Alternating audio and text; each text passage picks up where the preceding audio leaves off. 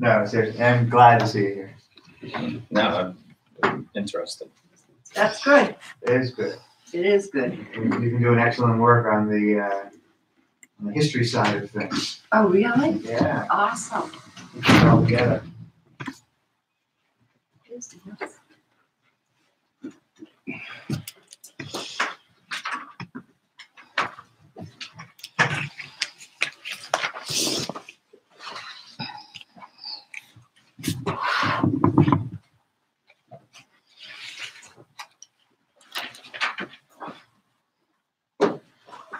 Okay, it's 8 o'clock, everyone's here. We'll open the meeting and start with a roll call. John? John Racine, member? Cindy Picos, member?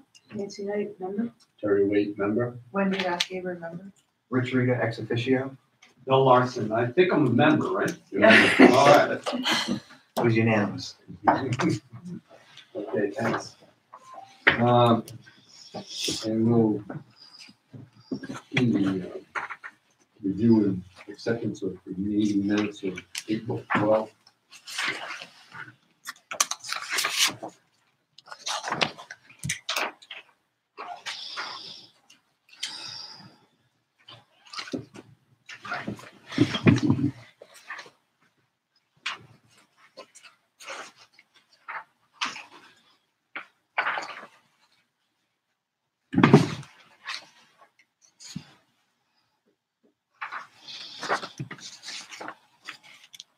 I had a question on line 40, and this will get to a little bit later to the discussion I think we'll have on the sign issue. But the sentence as written, it's confusing. It simply says guidance on what needs to be done before the next meeting. Yeah. I think guidance was provided, or the sense of the planning board was provided to Rich to present to the selectmen or something like that. At least that's how I recall it. Yeah, I think it seemed to me to be conclusive at the time. Right. And we get into that discussion, but I just wanted to make this sentence, just clarify this one sentence. Okay. So do you want that sentence to be stricken from it? Or well, do you I mean, want it to be? Say, I think, if my recollection is correct, it should say the planning board provided Rich with the sense of the planning board that the sign was not eligible for it to be grandfathered or something like that. Well, Unless I'm misremembering, and we have to have that. I don't want to go through that discussion now. I'm just trying to get the draft correct. Maybe we should strike the sentence for now and clarify, because it Okay. seems like if it was that clear, then Okay, that would have been recorded that way. very good. I'm fine with that. Exactly. yeah, we can strike it. But backing up to line 36, just grammatically, I think changing should be change. Maintaining should probably be maintained also. Mm-hmm.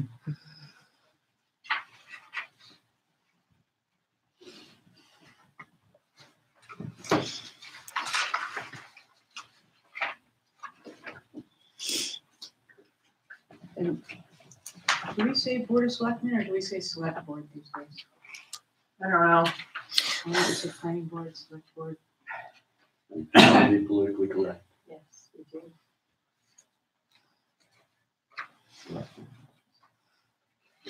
And then Fewer syllables, it's easier. Easier. I found the more you use select board, it catches on. I like it better.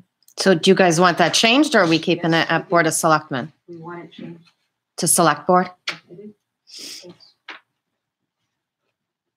I have to check And with the that's select board to 30. see if that's how we want to be called. I'm fine with the change for the planning 34, board. yeah. 35, that's it. It's becoming more common in the Yeah. user in general, so some of us started using it a lot. Okay. We are a little bit slower up here in adopting new things. You're the southernmost of my clients. What do you mean? Are we really? Wow, the other 7 are I'm pretty sure that's what we use. Lebanon. actually. Is it? Yeah. Okay. But I didn't get a signal. Wow. No, that's I learned something new this morning. Good way to start.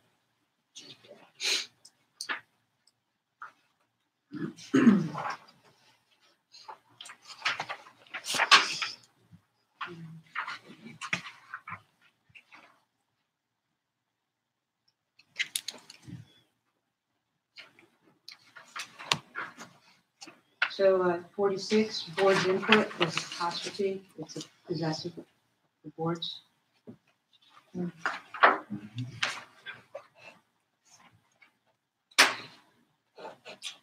Yeah, oh, that's 52 have been made.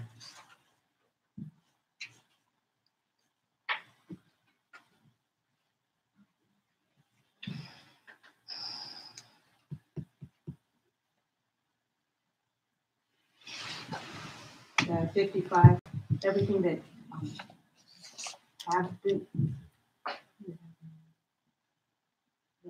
Does it have been amended? Has. Maybe I'm right. Never mind.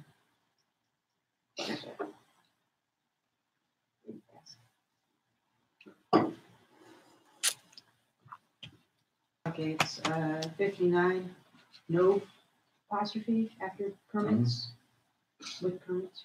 It's just building, just build. Which one? 59 building permits, there's no apostrophe in permits.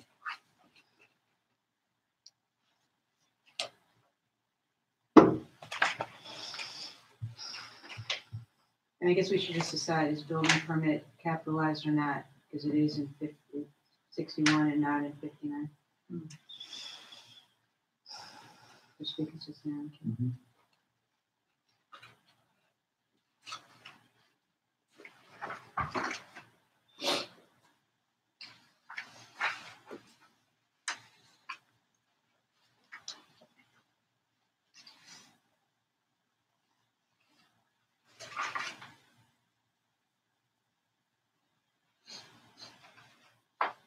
So 70 planning board officers, no apostrophe, it's just plural.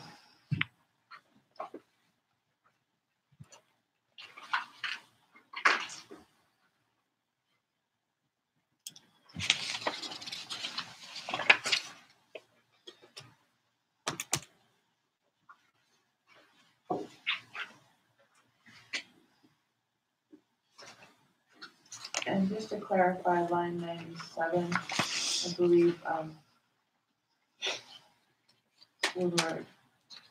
was talking about sign companies, but we have had one sign company that's been very communicative.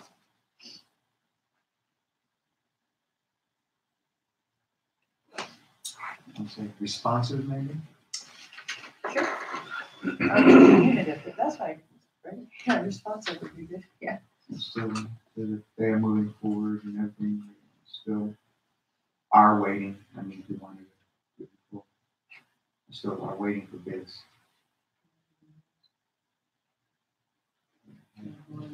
But one company has One- been It's responsive. one, but it's not engineer company, it's Okay. design company. Sign company, Yeah. Sign companies? One sign Yeah, company. has been but that one sign company has been very more responsive. more responsive to the Yeah.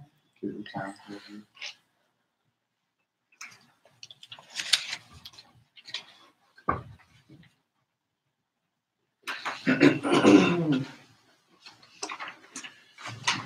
Okay, if there are no further comments, I'll hear a motion to accept the minutes. So moved. Second. All in favor? Aye. Opposed? That'll be recommended. Okay. Now we're going forward with Tara Danford on the site plan special zoning amendments. We had a lot of homework. Could we just do the sign, because I have to leave it on 9:30. Could we just do the old business first, quickly? Can we do that after, she can do for like an hour and a half? Okay, Well, I don't have a deadline. If you wanna take that first. you wanna take this Yeah, up? I can stay longer than 9:30, as long as we have an hour and a half to get in there. That's appreciated because Rich is Yeah. directly involved with this. Okay, we'll table that for the time being and go on to old business sign ordinance request for the selectmen. I mean, hopefully, this won't take very long. Simply, I presented what I thought was the sense of the planning board at the last, select board, meeting, which was on this, issue of the Silver Fox sign, which was that, the, sign, could not be grandfathered because it did not meet the grandfathering, stipulations in the ordinance. However, John, who attended the meeting, noted correctly that a formal vote on the issue had not been taken. And he thought that such a vote, if I understand your position correctly, should be taken before the planning board renders a decision on the matter. So the select board decided to table that decision until we do get a formal vote on the matter from the planning board. Unless you want me to, I was not planning to go over the issue about the sign. I think we had a full discussion about it. Simply that Tim Smith contends that it should be grandfathered because it is actually the original sign that was there before Best Western put up its sign. And he is unwilling to make any changes at this point, or to inform us if he intends to replace the sign with a sign that would conform to the new sign ordinance. We thought that as the select board thought that we had run a path to resolving the issue. But Tim, in a conversation with Chris and Mark, from our perspective, changed his position and simply stated that the sign is conforms in the sense that it is grandfathered and that he's under no obligation to do anything or to tell us when he plans to put a new sign up since it conforms to grandfathering issue. So, sorry, just to clarify, so it's the same as it was when it was the Silver Fox, or it's the same as it was before it was the Silver Fox? The sign, the same, As it was when it was The current Silver sign? Fox? Yeah, the current sign there now is the original sign, the Silver Fox sign. It was in storage. And then Best Western, okay, I'd like to, Purchase. let me Yeah. interrupt the conversation. yeah, go ahead. I don't want to get a feel of what the actual original request was. It's my understanding Right. that the original request from the planning, from the select board was what the planning board intended when they wrote that paragraph regarding grandfathering the sign. It wasn't, there's nothing that's come before the planning board with regard to a specific sign or a specific request or application or something like that. And the sign, that application and approval is a select board issue. Correct. It's not a planning board issue. So I Correct. don't think we're discussing a particular sign here. I think we're discussing a paragraph that was written and what our interpretation is of that paragraph to present to the select board, so the select board can make their decision with regard to grandfathering based on that. Am I wrong in that? No, Okay. Then I think that, although the issue has arisen because of this particular sign. But it does seem like there's two questions now. Yeah. Because right, it's not just changing the size and color, which is what we addressed before. It's also, is grandfathering the sign that was there before or the sign that was there 2 signs before? my point is, I don't think we should be discussing a particular We're not. sign. We're discussing now the theoretical sign. Right, but we're discussing a theoretical sign and what it is that renders the grandfathering null and void. Yeah. But I think we should keep it to that. And I think that it was my impression that the planning board had intended, when they wrote that paragraph, that any change to the sign would render it not grandfathered. Let me clarify in just one respect. It is my opinion that any change other than the wording on the sign, since we're no longer able to review the wording, so you could change the wording on the sign and it would be fine. Because we're not reviewing wording. Right. But can I ask a question? Any other further change in that sign, be it dimensionally, what I'm saying, in size and what, that has nothing to do, it's specifically stated in our ordinance, and that would have to do with the Board of Selectmen approval, correct? Select Board, excuse me. Well, the select board is always the agent that Okay. enforces it. Right. So we're out Terry, of I the loop. absolutely agree with Terry. The planning board has no role Right, in deciding whether the sign does or does not conform. right. They're asking for guidance as to what the, what to interpret the ordinance. I don't, it hasn't changed. The wording did change somewhat, but not. Well, not much. I mean, But- it really didn't change in its intent at all from the old grandfather. I mean, I was saying we're talking about page 27, just so we're all listed on the same page. It doesn't mention color. No, And color is, that's the basis of our you're into, you, when you write anything, you can't anticipate everything. So Yeah, if all they're doing is taking an existing sign and painting in different colors, that's a gray area, with the select board's gonna have to decide. I disagree. I think Okay. that that's the sign design. Okay. There's size, there's dimension, there's location, there's lighting, and there's Right. the design of the sign.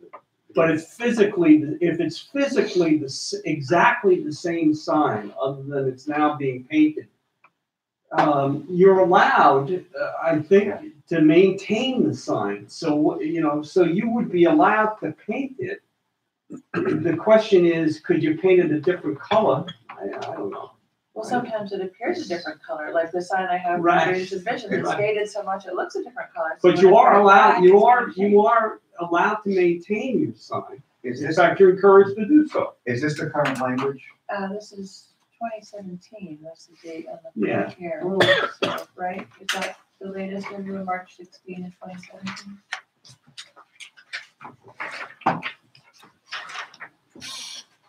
I think that, isn't this, That's what like the latest language? I have March 16, Yeah. 2017. Yeah, so it was I mean, okay. it pretty much specifically states, in here, what has to be done and who it has to go in front of, and these are the rules that apply, and the select board, they get it right, Nancy? Has to conform, has to use these rules. And where I was looking specifically was in page 27, Mm-hmm. paragraph 4, Mm-hmm. and Right, it just doesn't mention color. Why am I remembering something? I'm not taking a position on this at this board meeting, but I thought I read color in some. It says in kind. Right. Which would indicate, in kind would mean to the same specification or the same everything, basically, which would include color, line, space, and so forth. No, I disagree with that one. Sorry. There's another. That's another paragraph.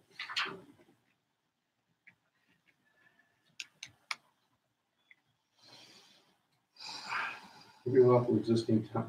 So it says it maintained in form and color. right. Yeah, I that's I what don't know. Where, I think Okay.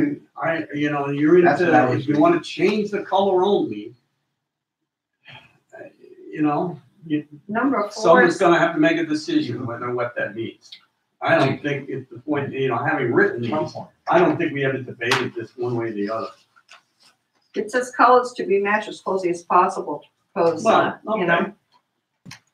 To propose sign. Yeah, That's a but if he, And the if he non- intends, non-conforming. if there's a change in it at all, those are the rules.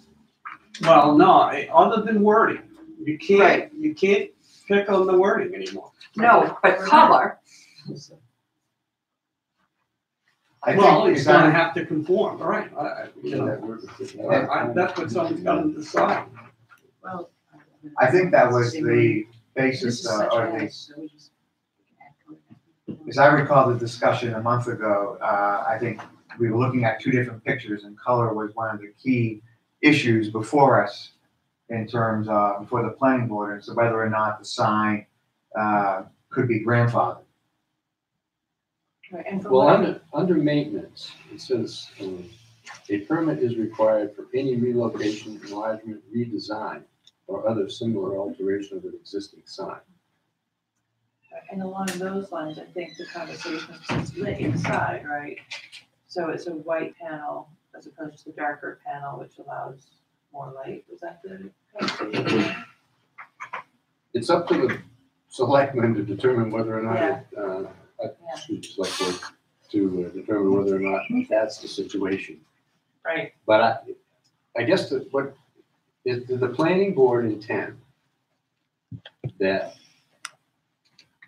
a redesign of a sign, a redesign of an existing sign would render the grandfather clause non-applicable? I think that's what it comes down to. I mean, everybody, I don't think there's any disagreement with location, size, lighting. But does a redesign of a sign constitute a change that would render the grandfather clause not applicable? To me, the whole thing about a sign is what it is, the design of the sign. Well, I think you're getting very close to the issue of wording. And Not necessarily. Well, let me finish. I think the intent of the change, I believe, was to say, we're no longer in the business of reviewing the wording of signs on private property. You can, as the form, function, size, all of those things, there's no question that would, require a re-review. But you're now into, it so much depends on the specific case. Someone's gonna have to look at it and say, well, you're attempting or you're not attempting to change the color and the whole arrangement of the thing. But it isn't just, I don't think it's just automatic. I have a question. I mean, the question that comes into my head is, prior to being Best Western, and this has nothing to do with us determining anything, but that sign was the original sign. Then they got associated with Best Western. And so the Best Western logo had to go on the sign. Now they've converted back to the old sign. Nothing has changed with dimension except for color of the old sign. I would think it would be grandfathered because they've done nothing but slip in the old sign. I don't think we should be discussing a particular sign. True. Sorry. No. The question is the design of the sign, if the design of the sign changes, is that under the grandfather's clause? Well, I don't have any problem with using the word design, but that's what they're doing is just changing the color. But the design, So is changing the color changing the design? yes, according to an interpretation that I found, Okay, the design elements are color of a sign. This is the design elements of a sign. Color, line, shape, texture, space, form, unity, harmony, and balance. Now that to me is the appearance of the sign. right, And well, if- okay. if well, you're not- given that, I guess my point is, if the design of the sign is not important, then the only thing that your regulations are doing is regulating the size of the sign, the basic Materials. location. I don't know. Does it say Well, anything yeah, in it there? does. It specifically says you can't change the material. Well, that's But why I'm- I would recommend giving the select board that list you just read and saying, now you've got to decide, but here's the interpretation of what design means. So you read it and you decide whether what they're proposing is a change or not. I just want to make sure, is this the latest?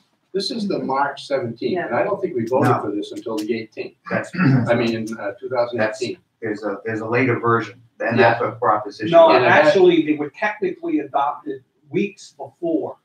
Okay, but I'm saying this wording isn't what I remember. Oh, I don't know.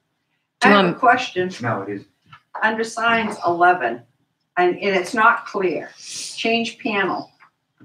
I mean, in looking at C, in reading C, basically it's up to the select board to decide. It's clearly the select board's decision. Yeah. but there's no, the select They are board, the agents to administer the regulation. the select board intends to decide. Yeah. What it's asking from the planning board is precisely what we're discussing. Do you consider essentially a change in design to be operative here in regard to grandfathering? Let me read the actual wording. This is not the updated wording. Not the update. Yeah, correct. I've got the updated wording that was proposed amendments to the town meeting. Let me read it. Right. Existing and non-conforming uses. Every sign lawfully existing at the time of the adoption of these regulations may continue in existence and may be maintained in form and color or replaced in kind, but shall not be changed in any of its dimensions such as height, diameter, width, thickness, circumference, and perimeter, or relocated unless it is to comply with the provisions of these regulations they permit must be obtained. And then down below where it talks about maintenance, again, it goes into a permit is required for relocation, enlargement, redesign, or other similar alterations of an existing sign. And that's the current that. That's Yes. the one. That's- Which we don't have in our. No, but it was the basis of our discussion, I think we had that, Correct. we We had did that have basis of discussion last time. That's why we, the board focused in on design and color. And the two pictures clearly show that the signs are different in that sense, not to talk about a specific sign. That's the basis Yeah. of this discussion, frankly. Yeah, I think it came down to replacement in kind.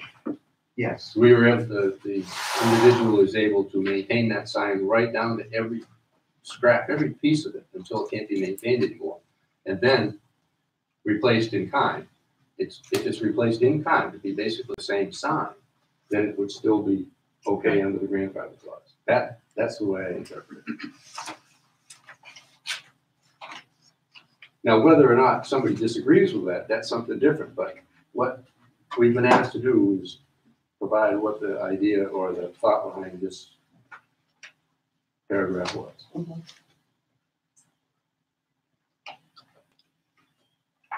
So,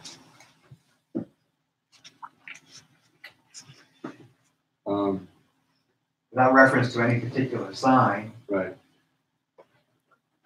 The select board has asked us to provide a voted resolution, I guess, with regard to paragraph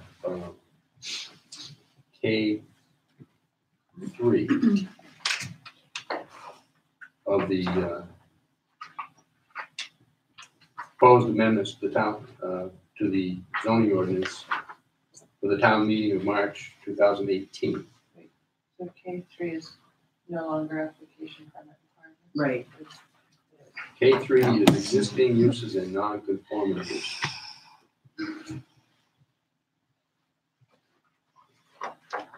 So,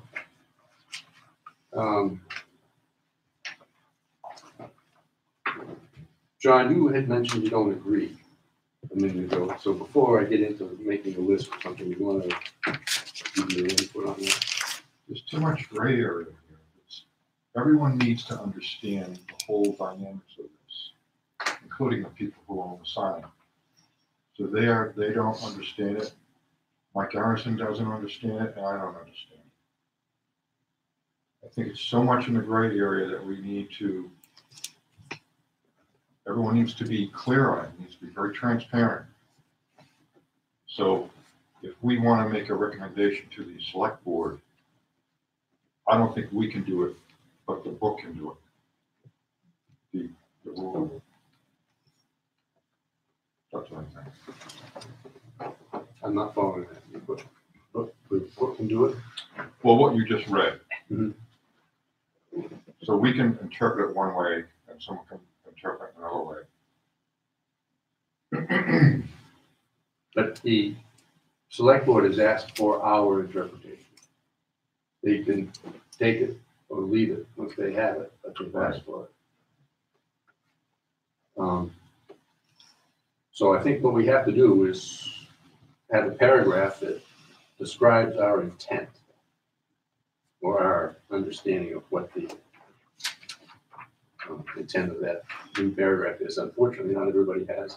Yeah. I don't think anybody has it. Carrie, can you get a copy of this for everyone? Which one are we getting? The K? Okay, The current it's zone. section Page, K, new one. page 27. signing. Well, don't we have it? And make sure it's the one for, it's the one that was adopted at the 2018 meeting. It says it at the bottom of the sheet. I can give you this, Gary, and you can take a copy of that. Yeah, give me that. All that's pertinent is that first sheet. Okay.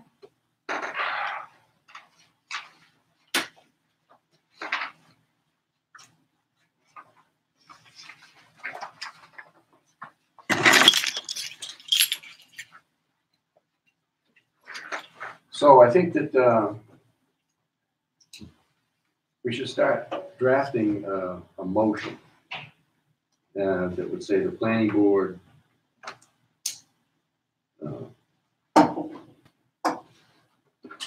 adopts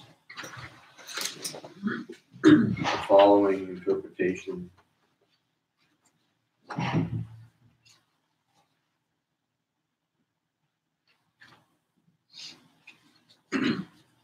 of zoning ordinance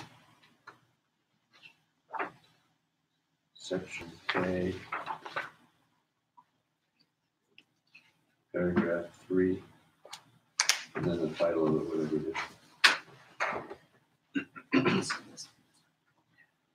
Cool. That a sign existing or a sign in place at the time of adoption of the latest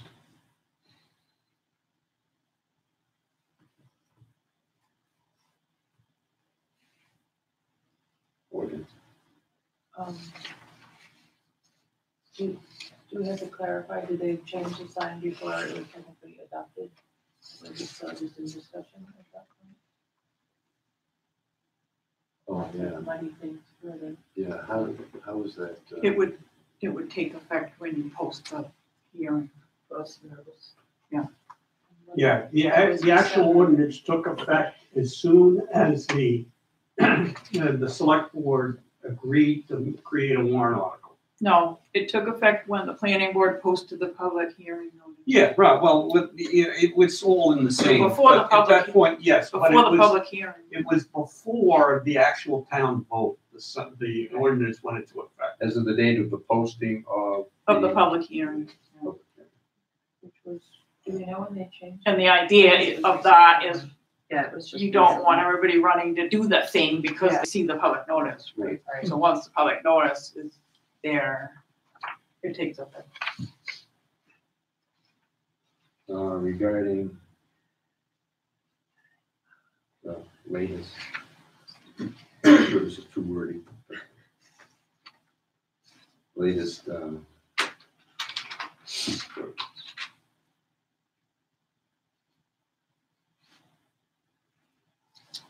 may, is granted grandfather status.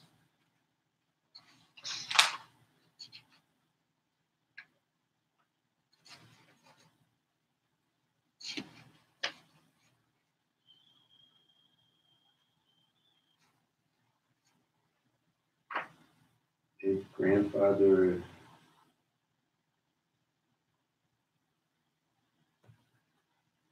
sign may be maintained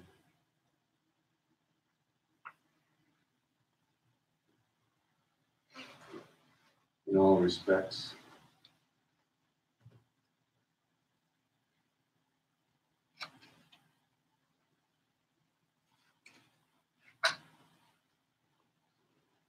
in kind.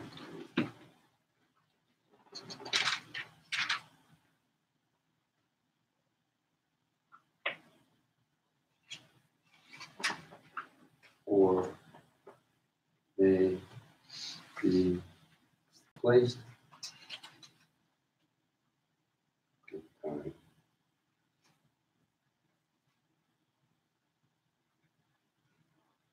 and still enjoy. Anthony, did you have a question? Did you? No, I was just reaching for my tea. Okay, so I was looking for that.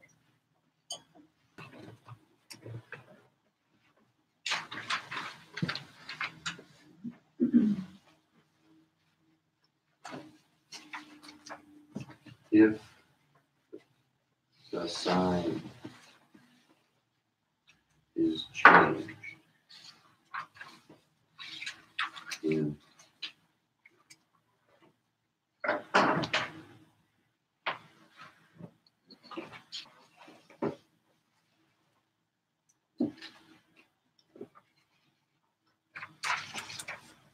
size, location, lighting, material,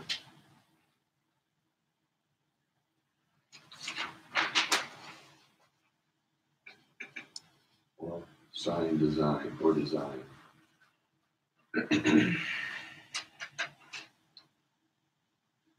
The grandfather status no longer applies. Okay, now let me read that and then everybody handles to that too. The planning board adopts the following interpretation of zoning ordinance section K, paragraph 3. That a sign in place at the time of the posting of the public hearing regarding the latest ordinance change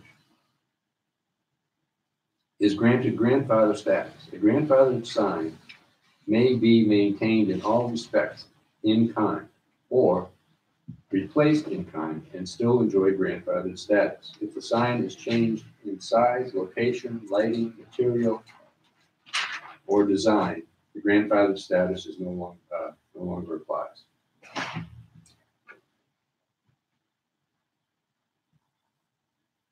So this doesn't apply to the original Silver Fox sign. This doesn't apply to any particular sign, it applies to all signs.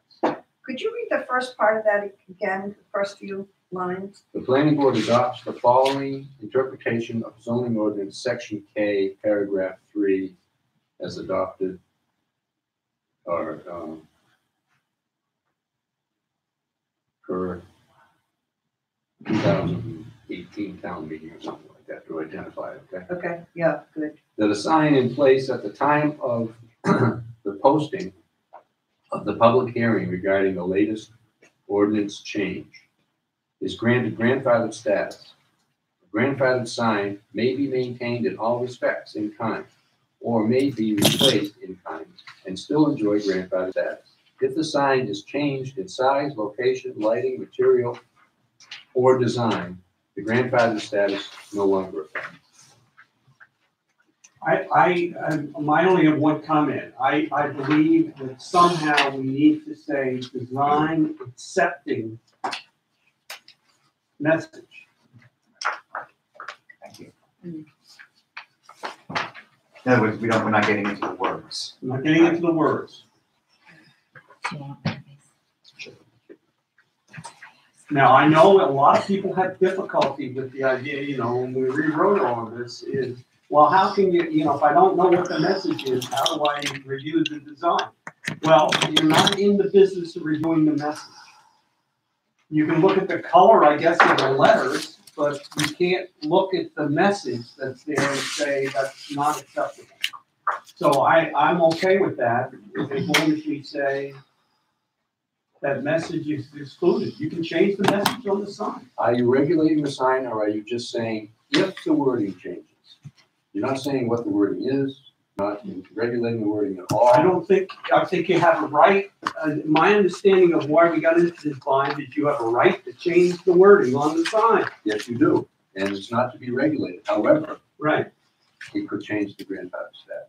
You're not saying. Oh, I think that's really splitting hairs, and I question that. I'm not sure I'd go that far in interpretation. But if, But just changing the wording without reviewing the wording would change its grandfather status. I don't think you have- I'm not sure I agree with that. Yeah, but you don't have to ask the applicant, what are the words? You just have to ask the applicant, are the words changing? and if, say, a business were to change name and use a different logo, however, the sign color, everything else stayed the same. If there was different wording and a different logo incorporated, does that change the design? And I think logo, words, all of that is part of the message. And I don't think we're trying to regulate that. And from my interpretation would be it wouldn't change the grandfather status of the sign. But, you know, that's just my opinion.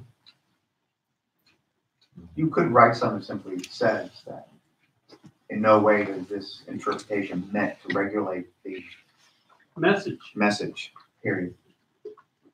But you're raising a point, which is if you say, have you changed the message? If you ask that question, have you changed the message? That invalidates its ability to be grandfathered. I'm not so sure about that. That would mean that every sign where somebody wanted to change their message would invalidate the sign, and I'm not sure that, Every grandfather sign. well, every sign existing today. If you wanted to go out and change the message on it, it would invalidate the sign, it wouldn't be grandfathered. I'm not so sure about that.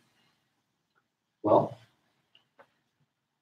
if it's not grandfathered and it meets the current requirements, there's no need for an application. Well, there is. You still have to apply. I mean, for instance, the new sign they're proposing, I mean, if they just changed the color of the sign, I'm sure if they went and applied, it would be, you know, it would deemed to be acceptable, most likely.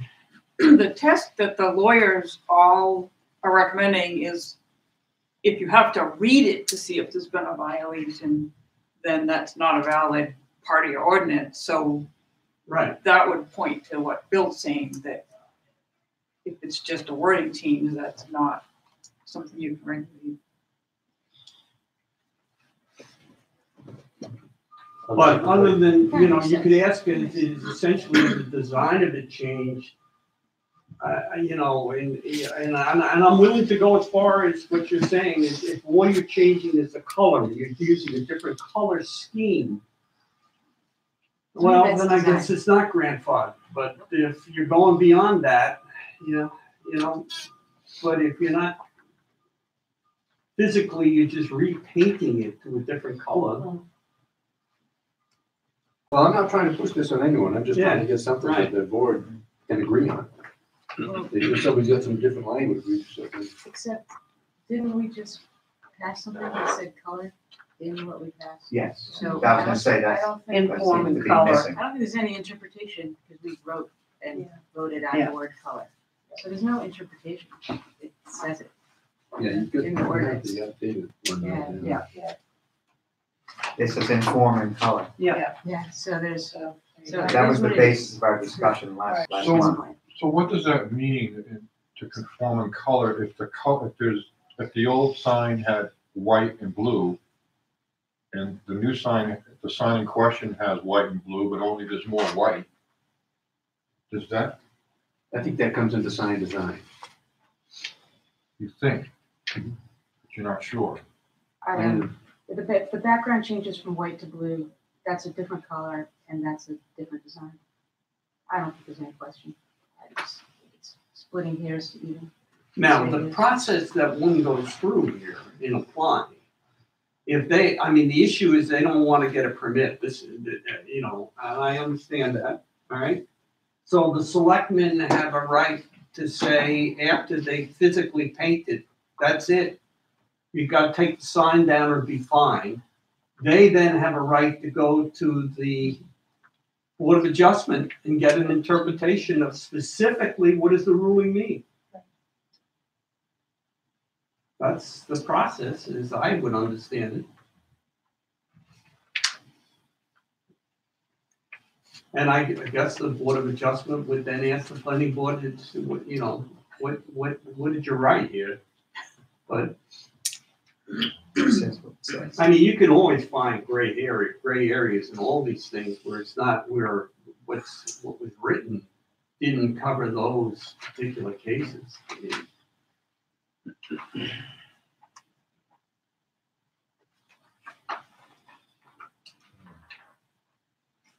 I mean, I know you're keeping this on a theoretical, but let's just use this as an example to help practice the theoretical. The select board saw in the case at hand that was brought before it, saw the language form and color. And interpret that to mean, I think, what any rational discussion of what form and color, design, I think if you put it very well. However, the owner of the sign disagrees with that interpretation. That color, in this case, has not changed, as I understand it. Okay, yeah.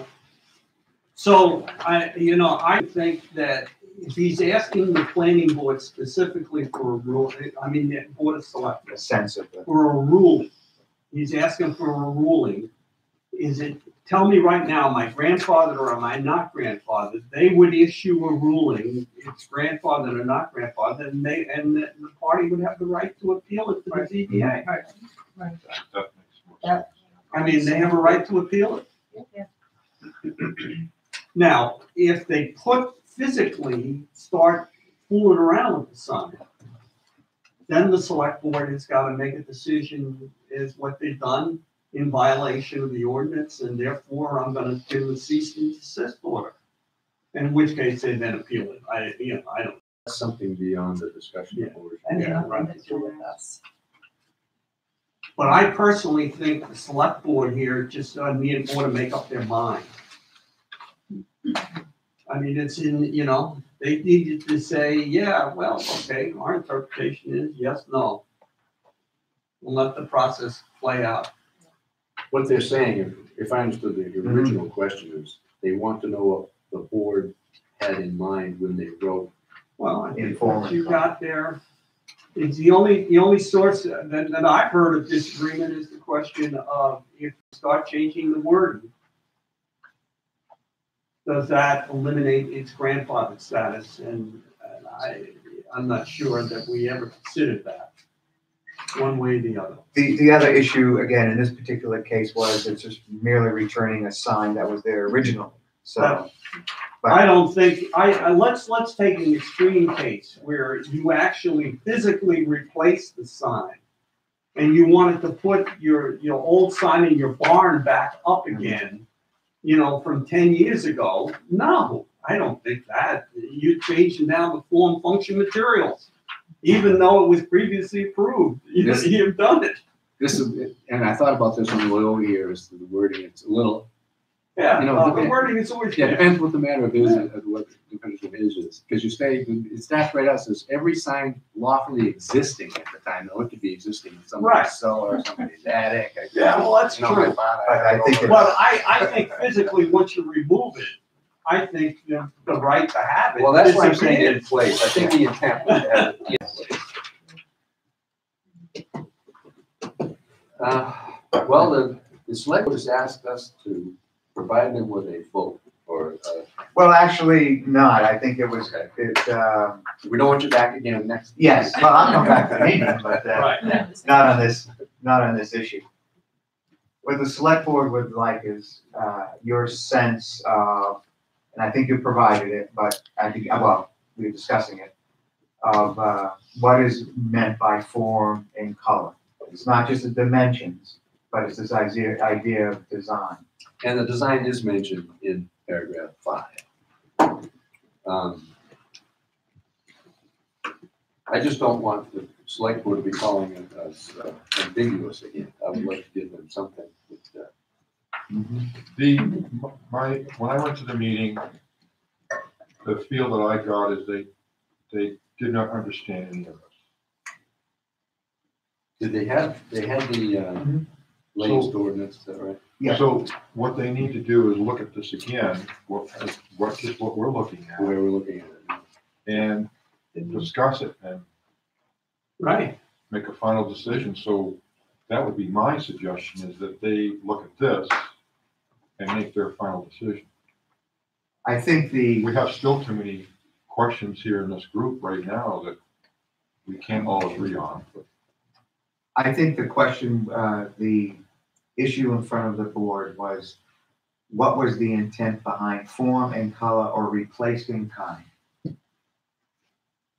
Okay. By that, do you mean that the sign, barring any consideration of the wording, Right. do you mean that the sign essentially has to be the same sign? Yeah, it's replacing a rotted post. Right. That's what replacement in kind means. So you're Everything is the physically, same. because the post rotted out, you're gonna try to exactly duplicate the previous sign. The definition of in kind in this engineering type Right. situation is to the same specification. Right, So yeah, that would be basically. right. And if you, even if you switched it from wood to plastic, as far as I'm concerned, that's a new sign. That's not in kind. Right, that's- not in yeah, kind. I agree with that. Yeah, So, And a new design is not in kind. A redesign is not in kind. So maybe we, if that you've got to narrow down to 3 words there: yes, form, color, and in kind. yes. And the board is asking for the board. The planning board. Planning board. Yeah. What was the sense of what that meant? Okay. And what I'm hearing is that it must be the same in every respect, except we cannot, accepting wording, accepting wording, thank you. in my opinion. Do you need a vote? I don't need a vote, but I want an agreed, however you, as the chairman, want to provide the select board with an agreed planning board. I don't want to be And- ambiguous. We want to Question. suggest to them, this is what we think. Because they make the final decision. Yeah. But Mike, I don't want to pick on one person, but Mike was very clear that he was not clear on this at all. Even with the new zoning that was just voted on at town meeting, which we didn't have, Right. that you had it? No, I think it was a question of what exactly did you mean by in kind, so that we can understand what the intent was before we voted. And what I am hearing, again, is that it must be the same in all respects, excepting wording. Right, and it clearly, if the, the example that was brought up, that your intent was to put up a previously approved sign is not replacing any sign. Right. We should probably add the definition of design elements. I mean, For the record. That's around Right. there. For the record, Yeah. absolutely. Yeah, I think it's really helpful to have.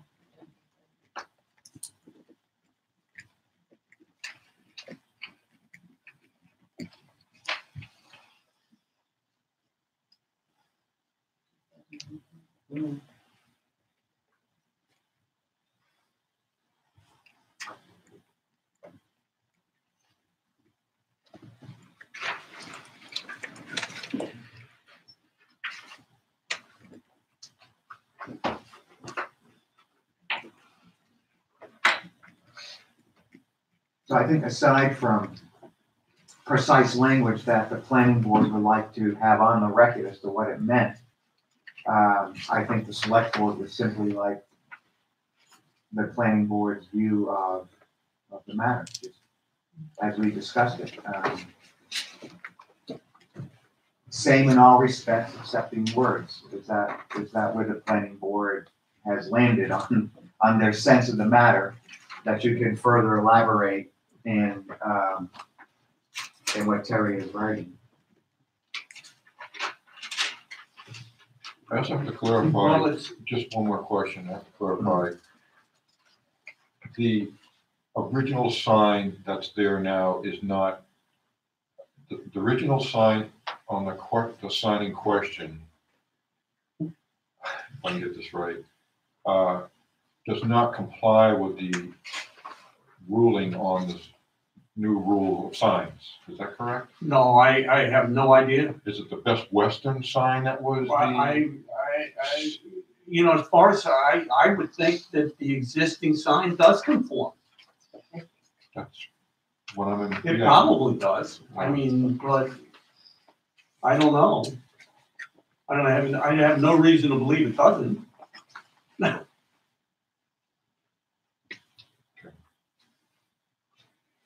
All right.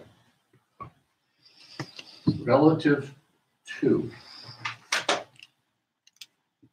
zoning ordinance adopted March 2018, paragraph K 3, existing uses and non-conforming uses. The planning board, by the words, quote, form and color or replaced in kind, close quote, meant of the same sign design, meaning color, line, shape, texture, space, form, unity, harmony, and balance. Right. Must be one. Now someone's gonna say, you must be a sign What designer. is harmony and colors? Unity and harmony had no idea what it is. Well, Sounds good though, sounds good. That's a little more succinct and it addresses the words that were confusing to the. And I sense a reluctance, Terry, to write accepting wording. Okay. I believe we should, if we believe changing wording, it eliminates the ability to grandfather a sign, then we ought to say so. But it's gonna come up sooner or later. If somebody all they want to do is change the wording on an existing sign, does that, can it be grandfathered? Okay, then at the end of this, I could write, it should be noted that. And what would you say with regard to the wording? That, Right, Wording is not a that changes, consideration. accepting wording, it changes involving wording only could be grandfathered? I mean, are excluded.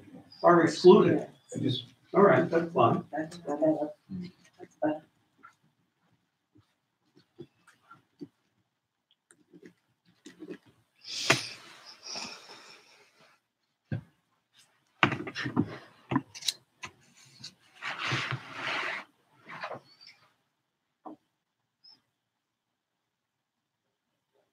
The changes in wording are excluded. Are excluded.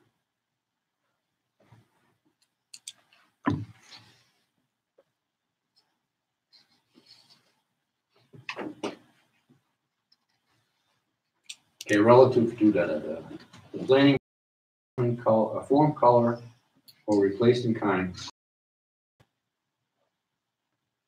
meant of the same sign design, meaning color, line, shape, texture, so forth and so forth. We noted that changes in wording are excluded. From consideration. Changes in wording only. I think I would, that if all you're doing is changing wording, that's excluded.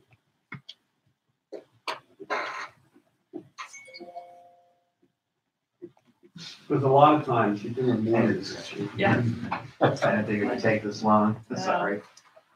Sorry. Something that might be causing some of the confusion is that something can be grandfathered and still need a permit. Grandfathered means you can still do this thing even though our ordinance now doesn't allow it. It doesn't necessarily mean you don't need a permit, and I think that that's where you're running into confusion because you're using the terms like they're the same. That's a good point.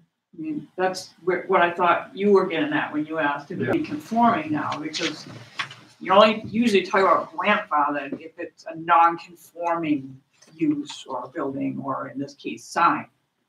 And it's not clear that either of the signs are not conforming, so I'm sitting here wondering why you're talking about them as, is it grandfathered or not, when it hasn't been established that it's not conforming. Well, Your Yes. order it seems to clearly require states- a permit if somebody's changing the sign design. I mean, that's more what I think you need to be landing on. Rather than I think you're confusing yourselves by talking about it as grandfathered or not. If my building burns down and it was non-conforming, it's grandfathered if I rebuild it within a year or two. I forget what your ordinance says. It doesn't mean I don't need a permit to rebuild it. It just means you have to grant me the permit even though it doesn't comply with your existing regulations. We do clearly state that all signs require the filing of a permit application and approval by the Board of Selectmen. Right. Except to if your there's point. only a wording change, I think in that case you would Well, we don't say one way or the other. Right, but I think so, you know, you're right in staying away from the wording change. Yeah, But everything else, it seems like it needs a permit, and like the grandfathering issue is not even relevant. yeah, I mean, that's, I think you're right, that the procedure would be to you file an application, and on the application say, I'm not changing the sign, and I believe it's grandfathered. That's Well, your it's- application, you but you still don't- gotta apply. You would have no reason to call it grandfather unless it's non-conforming. Right. And I think that's where Right, the theoretical sign owner is also confused.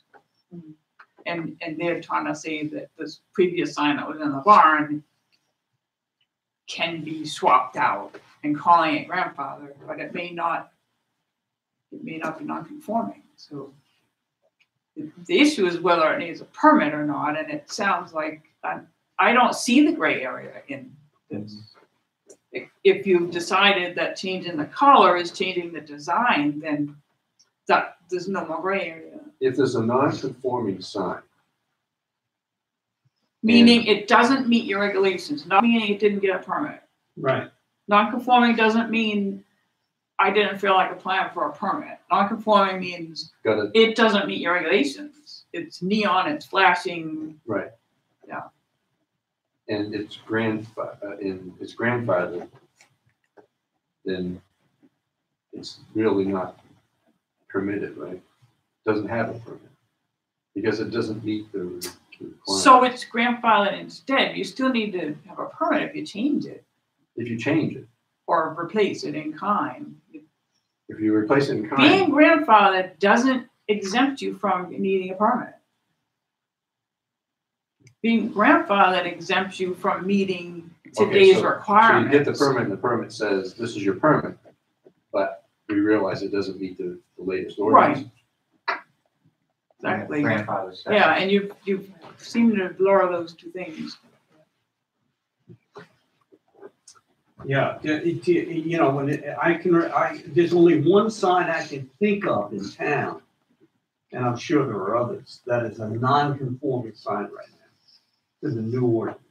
The one leaning up against the tree. The Roper sign on public property is not, it wasn't allowed then, it's not allowed now, but it's grandfathered. Well, if it wasn't allowed then, why would it? Well, because they voted to approve it. The ZBA. Yeah, They voted to approve it, so. so it's that's it. so It's that was grandfathered. grandfathered, yeah, so But that's would how it you meet use the it. current regulations? No. That's It what makes clearly it would not. grandfathered. Yeah. Yeah. Okay. I think we spent enough time on this. More than. And so, I would like to give a vote to hand to you so that you can take it to the select board so that they don't say we're being ridiculous. I'm not very happy. We could say that anyway, but. Yeah, I know you can say that, but it was an ambiguous request and we gave what answer we could to it. All right, so I'm going to move that, how do you do this? I move that we adopt That we adopt the following? adopt the following interpretation. Okay. Carrie, are you writing this down? Because you're gonna- I'm trying to. Okay. I move that the board adopt the following interpretation to zoning ordinance adopted March 2018, section K3, titled Existing Uses and Non-Conforming Uses. That's why I brought up what I did, because I don't think that's what the issue is. You're still talking about non-conforming, you're not talking about whether it needed a permit or not, in the way you've worded that. Right. We don't exempt it from requiring a permit. I think we say that all signs are supposed to get a permit, Right, unless it's just a wording change. I think, unless it's just a wording change. yeah. I'm trying, I don't think paragraph 3 is what you want to be, is relevant. but paragraph 3 is what we're being asked about. Yeah, And the wording is there. I therein think lies she- the problem. Yeah. But maybe the select board shouldn't be looking at it that way. Well, that's up to the select board. That's up to the select board. They have the right, if they want to waive an application, they can waive it. I mean, it's 2A, as Bill said, it's really 2A, all signs are require the filing of a permit application. But the select board has asked the planning board to give an interpretation on a specific spot. Yeah. Right. And I think we should do that. I just wondered if, at the same time, you would want to help them understand Rich is gonna do that that. it's 2A, that He's that gonna would have to apply in this understand theoretical case. that this doesn't necessarily, doesn't exempt them from having to file an application. Well, I mean, that's a simple declaratory Yeah. sentence. Yeah. Yeah. And you could put that in it first, Well, I don't think that's up to the board. No, it's not up to us. no, I mean that all signs shall require the filing of a permit. That's understood.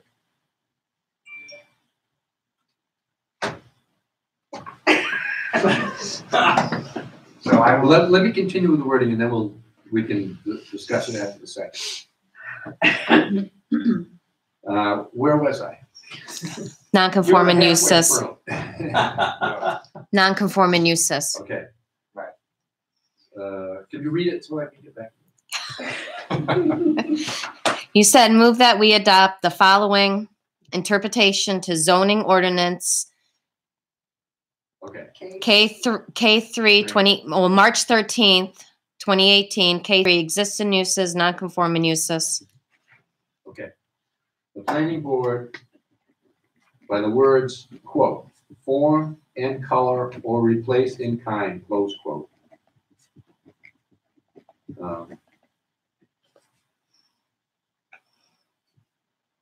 Intended to mean shall be. shall, okay, Well, shall mean, yeah. but that, right, shall mean. Of the same sign design, meaning color, line, you still with me? Oh, God. Yep.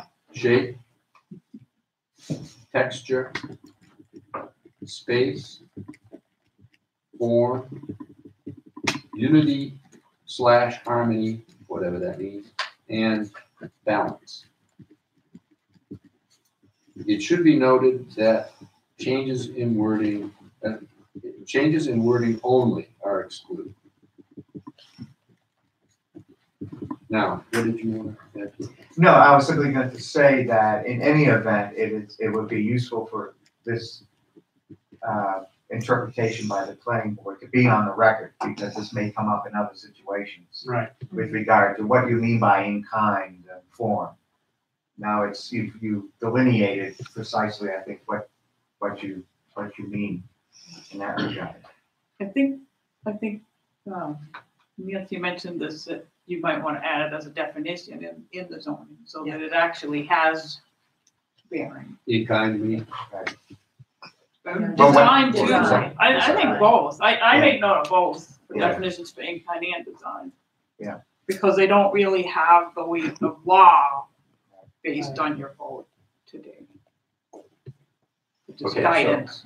Are you saying add that as a part of the voted, add that as part of the motion, or add that as a comment to the select board along with the vote? Either way, I think the select board is simply looking for your interpretation of what those words mean, or however you want to provide us, select board with that meaning. Let's keep the interpretation. motion to the interpretation, and then we can add. Right, and I'll second the motion. Thank you. Any further discussion on this? And I'm giving everybody the evil eye here. Good, just, Rick, we talked about the March 2018 town meeting, but these were actually as of December 20, 2017, I correct? believe that's when we adopted, when they went into effect. It's just a technical point. Okay, I just want to make sure we get the right, It's still proper to refer to it as the March. The March. Yeah. Thank you. Right. Okay. thank you, Tara. But if it I comes withdraw up, my you comment. know to clarify to the Yes. select board. Okay, if there's no further discussion, I think I No pressure. all those in favor? Aye. Opposed? Okay, it's unanimous. And it should be made, it should be reported as unanimous, Terry, on that as well. But I think what's important, Rich, is you go back and also fill the selectmen in. A, all signs Signs require require a the filing of permit. That's what I meant to say. Right. Right. So That's the let's first start point. there. Right. You know, you're gonna do anything, you know, whether you think it's grandfathered or not, you still have to fill out a permit. Okay, let's, Now, they can, I think the Board of Selectmen has the right to waive the fee if they want to do it. I think there should be a letter with the vote to the board, select board, so that there's no confusion once it gets to the select board meeting. And I don't want to be ambiguous. So, Carrie, can you write a letter that, to the Board of Selectmen, excuse me, Select Board, that informs them of the vote that we took in response to their request with regard to that paragraph. Mhm. And also add, after we put the vote, the wording of the vote should be in quotes and put right on that letter. And it also should be stated that the, what was the word you used, Bill? About the, all signs. Oh, it's right in the- It's clear in the it's right regulations, in the all regulations. signs require the filing of a permit application. All right, should we be mentioning this or not? I think Rich can go I can back say and that. tell them, Okay, you fine. know. All right. But the Board of, but I think it's also important, the Board of Selectmen can waive that. They don't have to, Well, that's up to them. they can do They that. should know that. All right, then that would be it. That would be an Carrie, and then, example. just put it together. on one side. Absolutely. Yeah. Let me know when you get it done. Absolutely. Okay. Thank you. Yep. Thank you, Rich. Anytime. Sorry it's been so long. Well, sorry about the confusion, I thought you meant to do it after.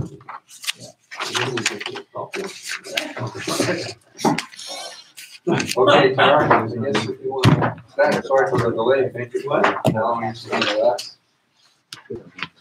Thanks for Thank your you for helping input us. too. Yeah. Yeah, definitely. Thank you for your input. No, I don't know. Fit a and I don't- vein. Yeah, no, I understand that. Yeah, you know, I have a right to do it, and I'm gonna do it.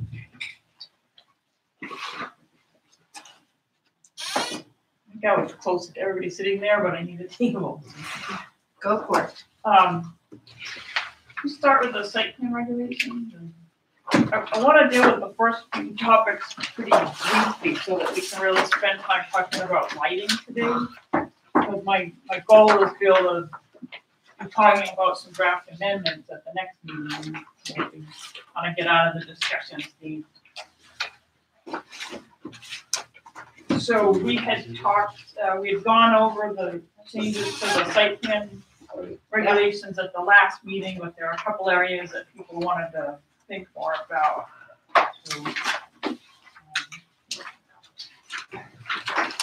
Oh, yeah, well, So those were, maybe what would be called incidental installations that would be exempt from site plan review. To add to the list that I started, just threw some things out there, bike racks, bus shelters, fences, benches, and a tech sign. Is that what installations mean? Sorry? I was wondering what installations meant.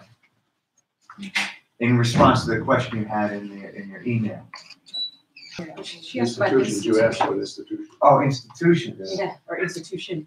institution, sorry. Forget Yeah, my nobody comment. answered my email, so I went on and on. I didn't know. I was trying. oh, I didn't know what actually- you were supposed to I was answer. trying to, Institute. I was asking what the institute was. sorry. Oh, that's the Sports Institute, which is I- only dealt with that special zone. I figured that out by Yeah. going into your tax map and looking at who's doing what where and, yeah. Sorry. So, to kind of get, even before we get there, So we were looking at incidental installations in the Right. site that would be exempt from site one, plan that- review. one, and it deals with the same issue, but I think we ought to get clarified. Is, can someone clear their property without an approved site plan? And we've run into this before, they claim, and I've never seen it, that there's a claim that there's a state law that is a right to cut, that you have the right to cut down timber on your You do, property. unless it's to get ready for something that needs a zoning permit. And Okay. that's, we'll check your zoning to be clear. So that's wrong. So, That should so be in- our interpretation of that is wrong. It's a hard thing to enforce, whether I'm clearing my lot to sell firewood or, oh gee, now that it's clear, I think I'll build a house. It's, but if it's going to need a building permit, you aren't supposed to clear until you've got that permit. Right, but I'm into That's the where area you're of going. site plan. So somebody starts to clear timber and he doesn't have an approved site plan or subdivision plan. All he's doing is cutting trees. Then he Is- doesn't come to the town at all. All he's Okay, doing is cutting so- trees, period. So should we, we say before you can do anything, including clearing the site, you must have an approved site plan. And I'm just No, that would wondering- go in your zoning, and I'll make sure, I'll double check the Okay, all language, right, because but that's that's- where you'd go apply for the permit. Right, Your code enforcement officer would say, is this gonna be a house or a shop? If it's going to be a Okay. shop, okay, you need to go get site plan approval. So that's the triggering point, is applying for the permit. And okay, that should be where people are going, who are gonna need site plan reviews. They go apply for their permit and they get told what other approvals they need. So I'm So- gonna check that that's clear in the Okay. zoning. yeah, all right, I think it's in our site plan review regulations, and to me, it's always been a sticking point. It's right up in the preamble Okay, that says before you do anything, including, Yeah. clearing the site, It you doesn't must hurt to have have an it in approved both, site plan. it doesn't hurt to have it in both places, but I do wanna make sure it's in the Right. zoning. I just wanna make sure that we're consistent But with if the other. But yeah, if it's clearing before I put in my gas station, then I shouldn't be doing it until I have all the permits. And then relative to your Right. list, I had one other item which I think we ought to list, which is, does not involve these are the exemptions, does not involve an activity that could impact public safety. Somewhere is if what you're proposing to do could have an impact on public safety, I think you should be required to submit, to go through site plan review.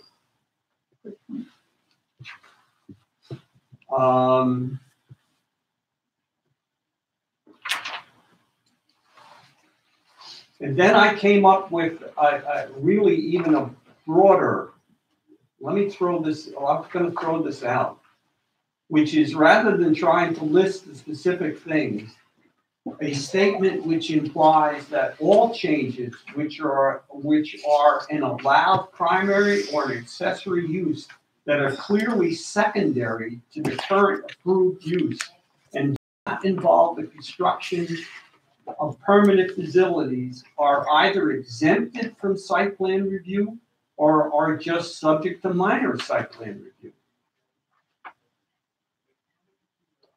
Because we get into this all the time. I want to build, I mean, in Tim's example, I want to build a horseshoe pit.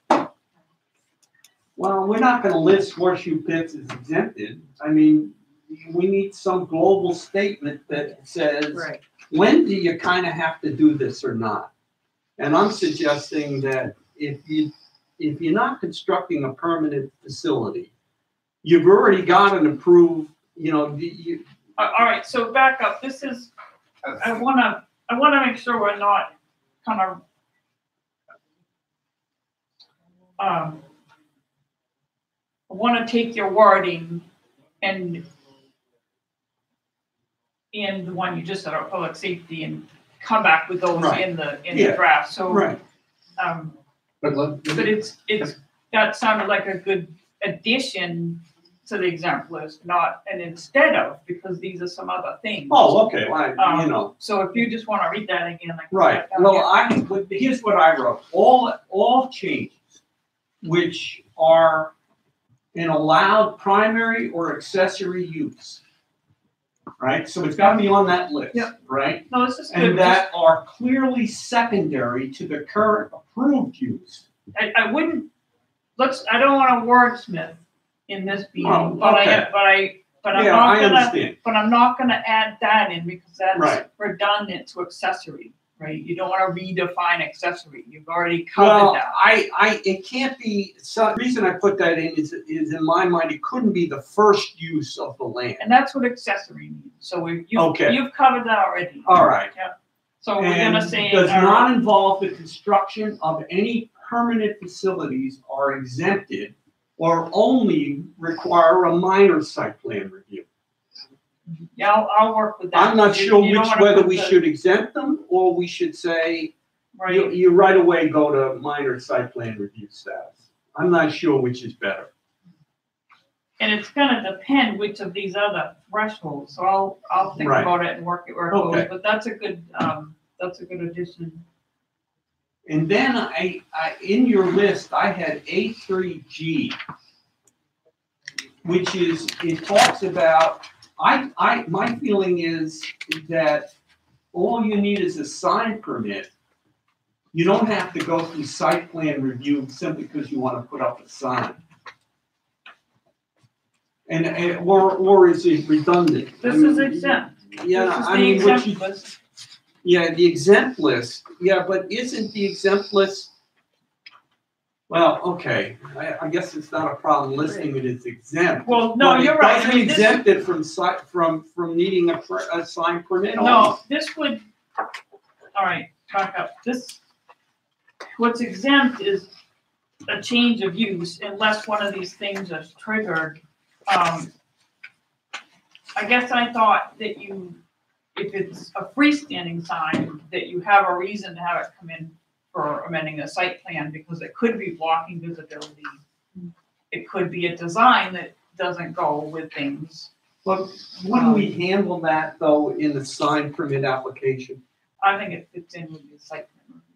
Oh, okay. All right. Along with everything else that you look at under site plan review. So what I was trying to say in A3, if you're changing the use inside the building, nobody sees any difference because it's not requiring any changes, that you would normally review in site plan review, then it doesn't need site plan review. I'm changing Okay. my law office to a tax office. Nobody sees any different. That's what I was trying to get at with this. But that if it did involve these things, well, a lot of them are just gonna be a minor site plan review.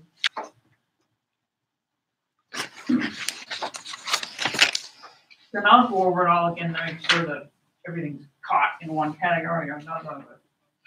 And then I had a question on A3P as well. Yes, It talks to exterior alterations other than those consistent with existing building style. I don't have a problem with that, except that we don't have any architectural standards or guides right now. So, well, they're pretty vague. I Yeah. mean, we talk about roof We pitch. have land Yeah, yeah. right. That's- Yeah, definition. you know, we've been criticized before that Right. we don't really have architectural standards. And we're not willing to write them, I don't think. Yeah, and but you do have some, I mean, and you do look at Well, that. we do, yeah, we Yeah. do. But they're pretty useless. Open to interpretation. Well, But I guess the question is, if it's exterior alterations consistent with the existing building style, this would say they don't need to come in, but if it's not consistent with the existing building style, you'd wanna see it on the site plan. That's how I read the zoning and site plan, is that it would make sense for them to come in. And your town attorney does feel that those. okay. You can Well- validly have the design review that you do. 'Cause we had some back and forth on that last year with the other one. Or the year before, maybe. So, and then I had the same comment about landscaping, because this is a brutal one. So somebody wants to change the landscape plan that's been approved a while ago. Is he required to go to site plan review? I mean, it's always a murky area. Nobody even thinks, they just change the landscaping. Yeah, but isn't it murky? I mean, usually, a site plan is approved based on a specific landscaping plan. Yeah, right, there's a landscaping plan So approved, if right, you build the site, and you put the landscaping in, and then 2 years later, you come in and you do major changes to the landscaping. right. Doesn't that trigger, I would think that would trigger a review, another review. And Because I mean, you approved it based on a certain law. It's, my problem with it is, it's one of those unenforceable things. How in the world do you communicate to somebody that they've got to come in because they're changing the landscaping? But somebody who's gotten site plan approval and they plan to go take out all the shrubbery and put in a deck would know or should know they need to come in for an amendment. That I think is fairly clear, but what you get, like half the plants died. So instead of replacing those plants, which were in my plan 3 years after, I'm gonna just plant grass. Yeah. You know, and they're not gonna come. I mean, what they're gonna do is plant grass. I think it's more of an enforcement issue when they're reducing the landscape area. Right. I mean, I think that's where you can see something that's not black and white. Well, then I would have less of a, you know, but, That's why I said it that way in the exempt part. right. Just that they only need to come in if they're reducing the landscape. Yeah. Only if they're makes more sense. reducing the volume of In landscape. the exempt part, but. So just changing the elements of the plan without reducing the size of it does not require a review. I'm okay with that. I think it makes sense. But we Well, I but mean, we do have I right think now people are- changes yeah. in the landscape or screening being a minor. Do you want that to, do you want all changes to landscaping that aren't a reduction to be in the exempt list? I personally think. Stay with Given the this little town, shrubs to yeah, grass. Right, if they just want, they got a bunch of bushes that died, I don't think you have to come back in and get them. What's the sense of the board on that? Should that be I exempt? agree. Yeah, but we're not talking residential. No, but a commercial, right, so Not let's commercial, take, and- we'll and a take our famous one up there that we've been fighting with for years, because they never do the landscape plan, Well, the academy, right? all right, but that doesn't mean you shouldn't have it in the regulation. Yeah, I think we should keep this. Question enforcement. But keep it as a minor. Yeah, it's certainly minor. I mean, I don't think you'd have to go through the whole, I think application. maintenance and look, the overall, Yeah. regardless if they followed the plan to a key, if the property's been maintained and is being maintained and it's green and it's not accessory buildings and stuff, I think it should be left alone. Yeah, I kind of agree with you. I mean, as an enforcement mechanism, because because I know we'll come to the board, so I'm saying, well, you're gonna enforce that. It's unenforceable. well, then I don't know what you why do would with you it. bother to have it as a Well, that's site the plan point, that's the point regulation? I'm raising. No, but I mean, why would you bother to put it into the application for the site plan? Why would you have a landscape plan to begin with? Yeah, I mean, if it's. Phil, why do you feel it's unenforceable? We don't know what to do. No one is willing to go to them and find them. And first of all, it's not clear that we have a right to find them. Why? Let's I- say what I'm they not took sure out where- shrubbery and put in grass. Well, I wrote that down. I would like to make it clear to the selectmen that leveling of fines is possible. Yeah. Because they don't believe it is. If they're taking out shrubbery and putting in grass, and you approved a site plan that shows shrubbery, and that is a visual Right. impact, that's definitely enforceable. You're saying the board's not comfortable enforcing it, that's different than. Right, well, no, that's the That's problem. different than not enforceable. Well, it becomes one of those issues that it is like so many things. Well, yeah, but I'm not gonna do it, therefore it doesn't mean anything. Writing these laws down is irrelevant. Who are we writing them for? But if you're in a butter and there's been a major change in the landscaping that took out the screening and so forth. Yeah. You would want to be able to, even if, I mean, a minor application isn't a huge thing.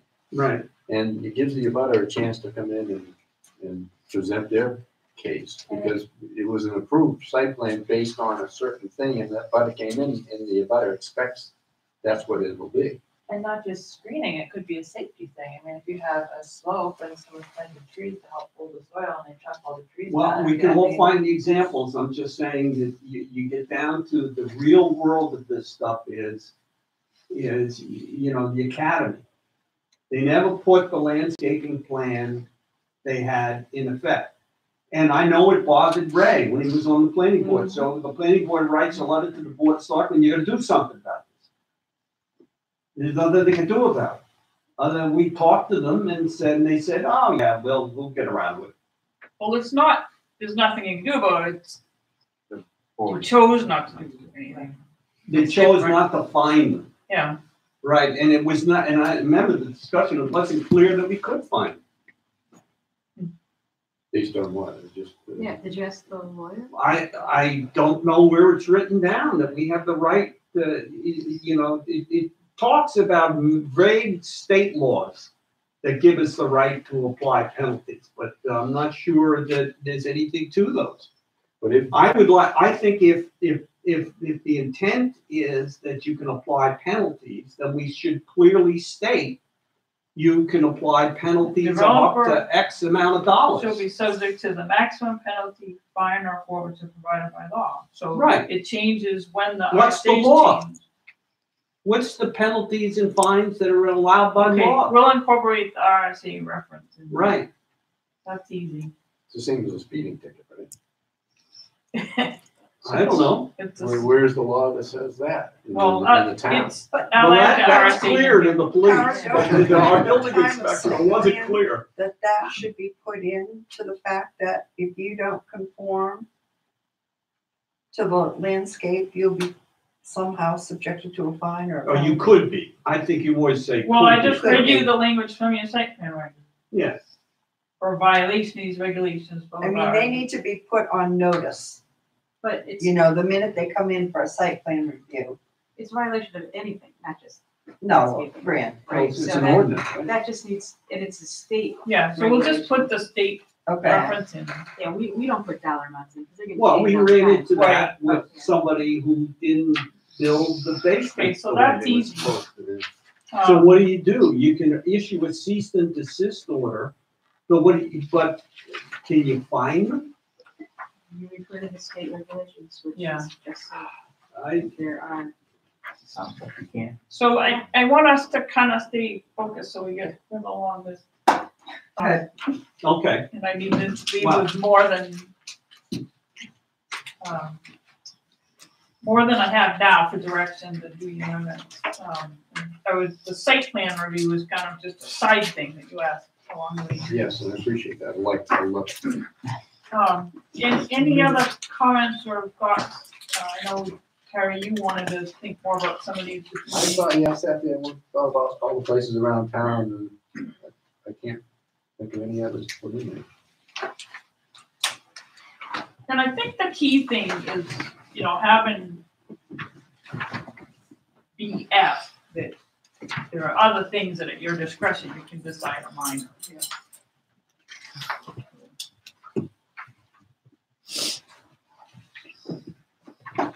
So, I mean, it's definitely gonna, 2 months after your dog, it's gonna be something Wait, that it you should wish be was what? on. the I exam, so the abstain violence on that of vote this house. because I'm it'd be right for me to vote. Yeah. So it's unanimous with Rich, you're abstaining.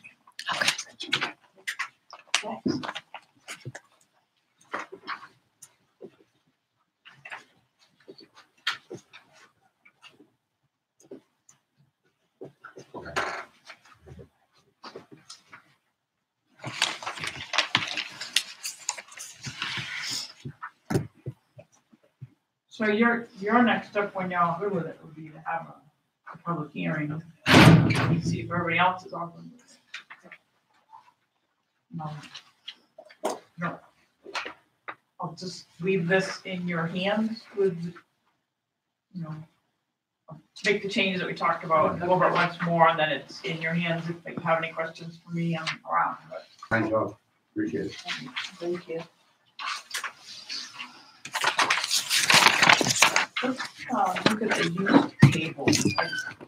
I don't want to spend a lot of time on this meeting. We spent a lot of time on it the last meeting.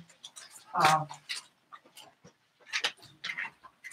think when you have a draft of the amendment, it's place to do the fine tooth comb with this. But at this point, I'm looking for is it shaping up in the direction that makes sense to you? It is. I did notice you didn't have any private pools. In public pools, not private pools, and it probably should be an accessory use, otherwise it becomes a major thing. There aren't many in the valley. I think there's only one in the residence. Private pool? Yeah. You mean accessory to a home? Well, yeah, I mean, the discussion we had last time was a private pool could be considered a group of people that get together and they build a pool on a piece of property and then they use it communally. Yeah. But we don't want that in a residential area because it's more like a business. So if it becomes an accessory use, it's to the residential property and it's not the main goal for the property. Accessory to the house. I had a hard time thinking some of these things through because of all the different possibilities. I just noticed we should have something for a private pool and people might Yeah. want it. Yeah. I mean, if you want to make the differential between a public and a private, I guess if you just said pool and one of them was accessory. You know what Right. I think that's what I think it might be. That might be better. Maybe private and public aren't really the right Yeah. ways to think about it. I mean, trying to think public in this case is meaning it's not your backyard pool, but it still could not be open to the public. Yeah. So Right. I The know, condominium association is a private pool. but that's probably not not what you would want it to mean in our zoning definition, yeah. That's when it comes to private, you can't just walk around. That's right. Outgoing, so that. One question I had was, when I looked at single-family residential dwellings and two-family units, and they're not listed as allowed in village commercial, they are today. But this is what we ideally want, right? This is looking at what's here. Yeah. I've got I'm gonna fight like that, like heck. What we're doing is reducing the value of private properties owners' land values by taking away their right to build single-family homes without any compensation. Well, I And think, I've got some real questions before we, I don't wanna debate it now, but I'm just gonna let you know that I don't think that's a wise change. But I thought you missed some meetings, Bill, and that's where the board has been going with this Right. project the last couple of meetings, is to try to implement the village pedestrian study by making more of a tiered system from the low density through the high density through village commercial to Okay. commercial, where if you continue to allow residences in your highly valued village commercial and commercial districts, you won't have a village center after a while. It will all. No, I understand that completely. I'm just questioning it only from the standpoint that when goes back to the history, and I wasn't here at the time, when created the C1 district and why that was created. And there was a huge fight about taking away my right to build single-family homes in that, it used to all be village commercial. Yeah. And I expect there's going to be a huge fight again if we try to make that change. Well, that's. So just be prepared. And that's one reason, always with a big change like this, why I try to keep you moving so you have plenty of time for a couple of public hearings. And if that's true and you see a big pushback at the first public hearing, then you step back and see either you need to do more outreach and education and bring it back another year, or back up and do it in some steps. One of the things we have done since way back when, I don't know when that was, is we've also changed zoning of certain areas to based on reality. So that may not be as big an issue as it was. Well, I would expect that eliminating multifamily dwellings from C1 property is going to be a big, big deal. If I owned that land, I'd be furious that you're proposing that change. Now, the owners they're in a state of disarray these days.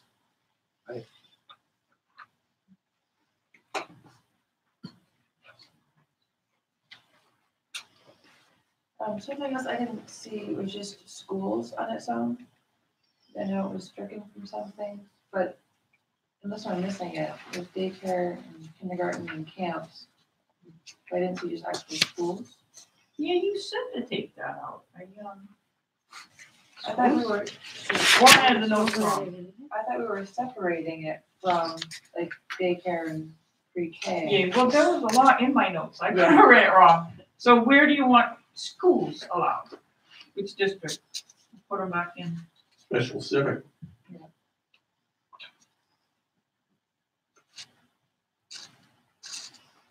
They weren't. I have no, I see. I'm gonna. I'm assuming they were. Where I see. I got confused because it was listed three different ways. Yeah, it was on. Yeah, I got it. Yeah. All right, that's good. I wondered when I looked at that doing it, it's like, why don't know schools in there? No schools. Yeah, okay. What's the, Did jump out at me. what's snows? But you have a district that's, Yeah. We do. something. Yeah, that's special district that allows that's what's instituted. Right. Is that the academy? That's the academy. And I was thinking about a change there. It allows this list of things like dormitory, Right. cafeteria, whatever, and I think you could easily just make sure that sports institutes is defined to include those things, and sports institutes are permitted in that, because that's how you're ending up with this Yeah. mess of uses, yeah. Is that what PI means, for permitted institute? You have everything else as a PA or? I don't know what that little mark is after the P, let's ignore that. Okay. I don't know, It should just be, no. it's just P, I don't know what that is. I had a question, have commercial parking facilities including buildings, and then parking facilities including buildings and lots, as two different allowed?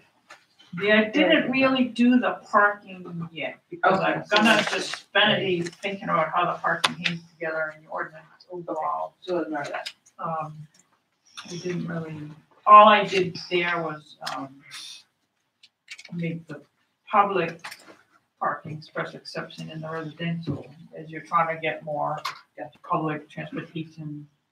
But I need to think through the others, you know. And I noted, I had noted a lot of changes relative to the snow district. That playing fields should be allowed. Ski trails should be an accessory use. So what I was suggesting was that you take Okay. that list from your ordinance and you use it to define sports institutes. In your Oh, okay, definitions. all right, and so in the definition of sports institute will include all this. Right, That's no problem. otherwise there's confusing redundancy. Nothing for the lot. Okay.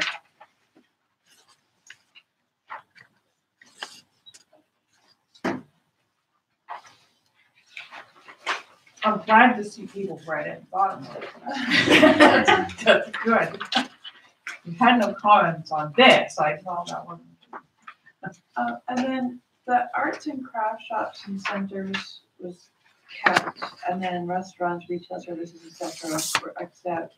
Shouldn't the arts and craft shops and centers be more general, like retail and? Like, I just wondering if we should keep what was crossed out. You see what I'm saying? Yeah, I've got These arts and craft shops and centers is very specific versus retail don't services. you have don't you still have retail somewhere else or does? Yeah, it's right Oh, underneath. It's down there. Retail store. Yeah. I missed So- that, sorry. Yeah, I thought about that too. I wondered kind of why you'd pull out one kind of shop. As opposed to that being just part of retail. Exactly. I have the same question. Maybe we don't need it. Right. Yeah. Seems kind of ridiculously specific. Yeah. I would agree with So you. omit it? Yeah. Yeah. And we can make sure that it's clear that the retail definition.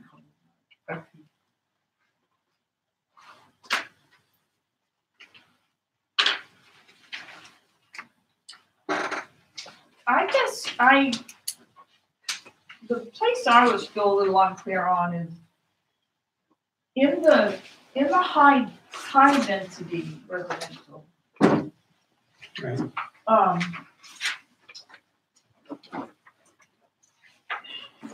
Let me put this on in that for a second.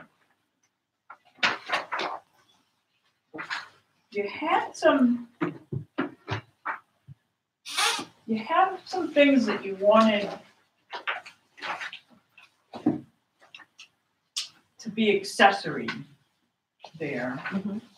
Like that would retail stores, restaurants that would be accessory to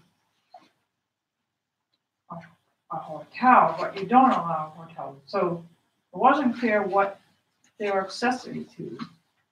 I mean, I guess that's the one piece that because I don't live here, I don't quite get the differentiation between some of the condominiums that have short-term rentals and others that have short-term rentals. And something is making some of them more hotel-like, while the others are more residential-like. And that's a really subtle difference going on in the character of these developments that have to put in words that don't use some help with that one. Yeah, it's kind of like Village condos versus Windsor Hill. Village has their own rental office there, and it's basically a kind of tell if the owners want to be, whereas Windsor Hill isn't that way at all, but they're right across the street from each other. And that flooring is getting to be the model. I mean, that's right. I mean, so I've worked a lot with the Cost County Planning Board on the redevelopment of the Balsams. All of those hotels, if they get rebuilt, are gonna be condominiums that then have the resort company that can treat them like a hotel when they're vacant, right? So I put that project on hold while we rewrote the zoning to fit that. It kept being stalled because it just didn't fit. It made sense to do it, but it just didn't fit the zoning. So I need help understanding what some of these things are accessory to in the high density district. Well, they would be, to me, in my mind, it would be okay to have a restaurant in a zone that's high density residential as an accessory use, which would mean it would have to be part of a condominium complex. But could you open a restaurant in a space in a condominium complex? If we allow Roper Real Estate to have an office there, why wouldn't we allow somebody to open a restaurant? And I think that's more becoming the trend now when they do condominiums, is being able to have those types of things go on. But I mean, but when you have it like this, well,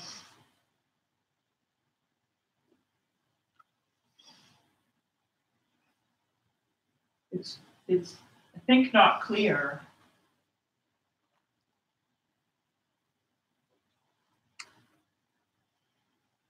I mean, are you saying that any residential development can have?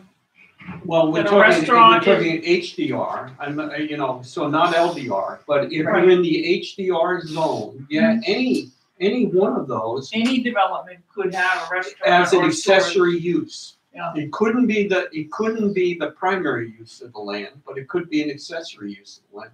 Okay. You could open my feeling that'd be allowed. I mean, that was issues with some of the pre-existing hotels / condos that we had here. They did have restaurants in them, and they've closed.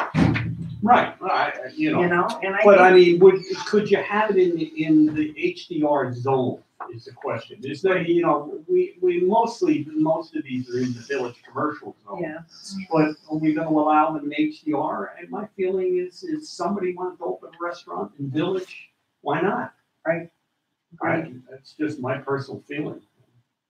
We discussed this last meeting, I remember. What about a separate building in the complex to be a restaurant itself? As long as somebody has to make the determination it's accessory to the primary intent, which is housing. If the primary intent's housing, it could be a separate building. So it can never be sold separately or. Right. That goes along with the concept. I remember when they were developing Moose Run project that they talked about.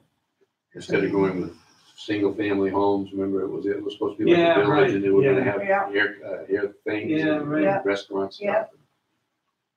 The one that I wondered about in HDR as written was indoor water parks as being accessory use in HDR. Well, we spent a lot of time talking about. Is the water parks are indoor swimming pools? I mean, my definition of water park is some thing where you got slides and gizmos and stuff, and it could be commercial. Like the Red Jacket. Yeah. Right, up there. And what's the one in Leominster, Mass? Was that the intent? And don't know. I'm not so sure about that one. Yeah, the Red Jacket in Conway has a indoor water park. Yeah. But here we go back to, you don't have hotels in the high density residential. No, and we don't want, No. yeah, and I'm not sure we wanna. Well, we do have hotels, don't we? Well, you're not, But in- in- No, we not gonna have don't. new Hotels are only in village commercial right now. right. The difference between a hotel and a condominium and single ownership for all the units? You see, that's Well, what I we was saying. called them, Yeah, it's tough. condominium is, as somebody to remind you, is a form of ownership. It has nothing to do, it's multifamily dwelling. But you don't know, well. Yeah, When Valley Inn purchased all the units, did it become a hotel? It was a hotel and it condoized, you know, Was that the other and way they sold off the individual items and they became a form of ownership as condominium. Oh, so it But went the it's- other way? Well, yeah, but it's still a hotel, right? Well, I thought it was going back to a I'm not hotel. sure we deal, well, what is it? It's Timeshares. It's not a Is it multifamily It's timeshare? timeshares. So you own a week, form of ownership. timeshares. Okay. and do you want is that good? Do you want your definition of multifamily to be clear? It could be hotel-like or timeshare? I think timeshare should be. And then they can have their indoor water park. It's accessory. That's where we landed last time. you would have a water park in high-density residential or commercial? In high-density I residential? think last time you said if there was a resort-like place in the high-density residential, it could have an indoor water park.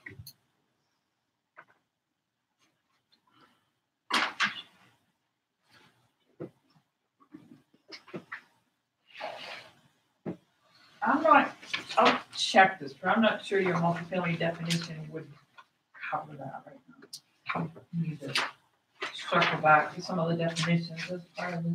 Yeah, it's in the definitions of the difference between multifamily dwelling and a hotel.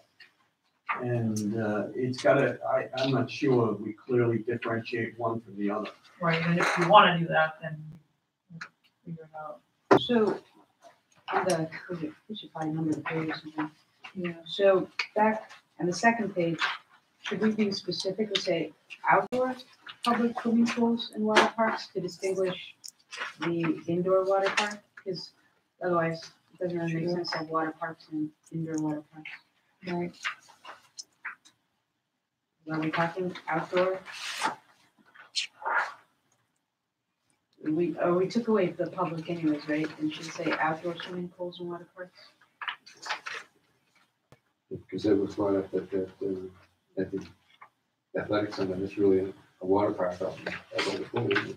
Why would it just be outdoor? I don't know. Well, then why are we talking about I indoor guess water it is, parks? right? I think so. If we already have swimming pools and water I don't- parks somewhere else. I don't know, what's the definition of a water Because we park? I have- mean, No, Then we we've got don't. it twice. Yeah, that makes me move that. So do we care whether they're indoor or outdoor? I guess that's the follow-on question. Well, there's a big difference between the athletic center water park and the water park at Wheeler's Village up there. Or the well, one, that's what I'm saying, so Yeah. what's the definition? Yeah. To me, a water park is like the whale's tail. Yeah. I mean, you have a splash and play here for younger children. You can't compare Yeah, apples that's to not a water oranges. park. Right now.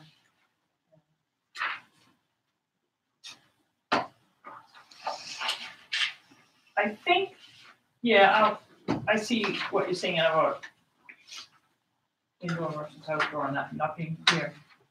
I think the reasoning in the indoor, when you decided to add it at the last meeting as accessory in the hot HDR village and commercial, was that the outdoor ones would be more land intensive and you didn't want to take up a big chunk of those districts for an outdoor water park, but that if it was accessory and inside a hotel or something, that's what we would.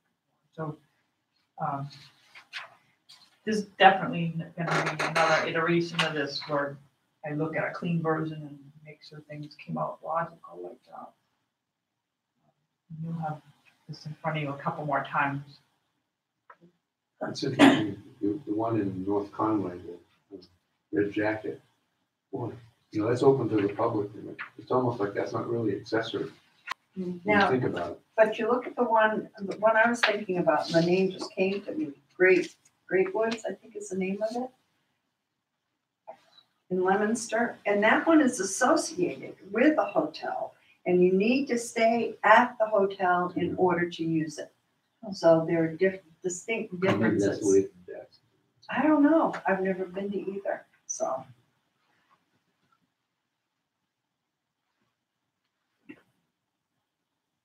I would think they would want to have you stay there.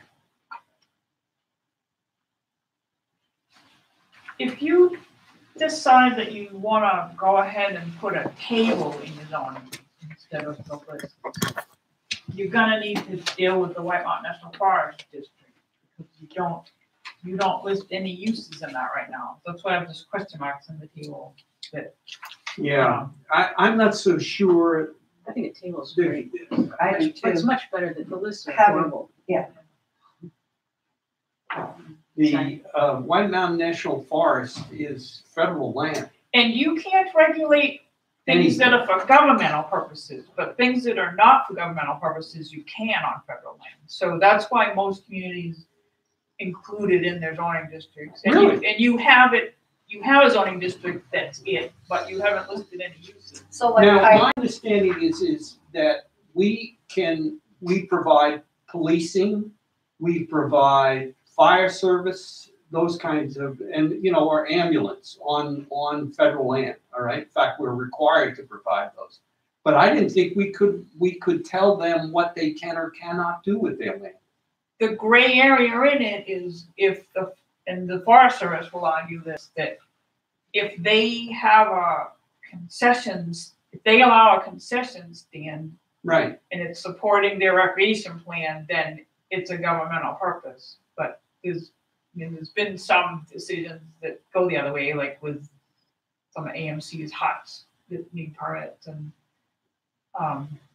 it wouldn't be a bad idea to cover it in your table, just in case something. Yeah. We've got, an interesting case would be that for instance, the Forest Service in their latest plan, which they'll never do, all right, but they were forever writing plans, has proposed that the Waterville campground be converted into a facility for camping in trailers and motorhomes, right? Now, could we say that that's not, Not really, because their campgrounds are That's That's okay, with that argument. that That's was my government understanding. If they purpose, want yeah. to do that, we have virtually no say. But you could run into something. Here's an example.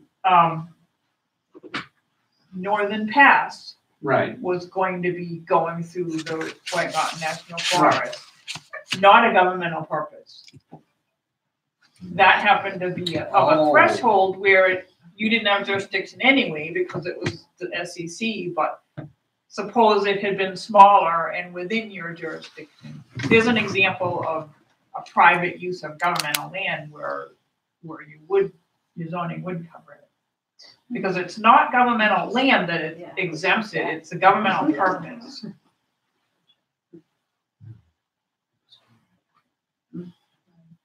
Well, think about it. Just something to think about what you're going to add in that column if you go with a table. Yeah, if you're I guess giving I should recommendations. ask, do you want to go with a table at this point? Because Yes. I like the yes. table. I like So the much table. easier. It's easier, Easier quicker. for the developer too. Yeah. Yeah. It- It's just so quick. I think it helps as you move forward to make sure that you're not adding things with similar but not quite the same wording, like, Yes, Agree. like a lot of this. Right, yeah. I think it's how the monster grew. Yeah. Table. Right, but yeah, you'll have a couple more shots at it, but I just want to know. Then I would suggest that if we went to the table, then I think in the snows area, we should list specifically those things that are allowed. and not include them in the definition of the sports institute. Because otherwise you gotta go and get the one, you know, if the intent of the table is to say, in a single place, I can go and find out what I can and cannot do, then it doesn't help the people in the snows to not list the things Yeah, they you know, can I do. just had a problem with that one with, and maybe I hunted, but,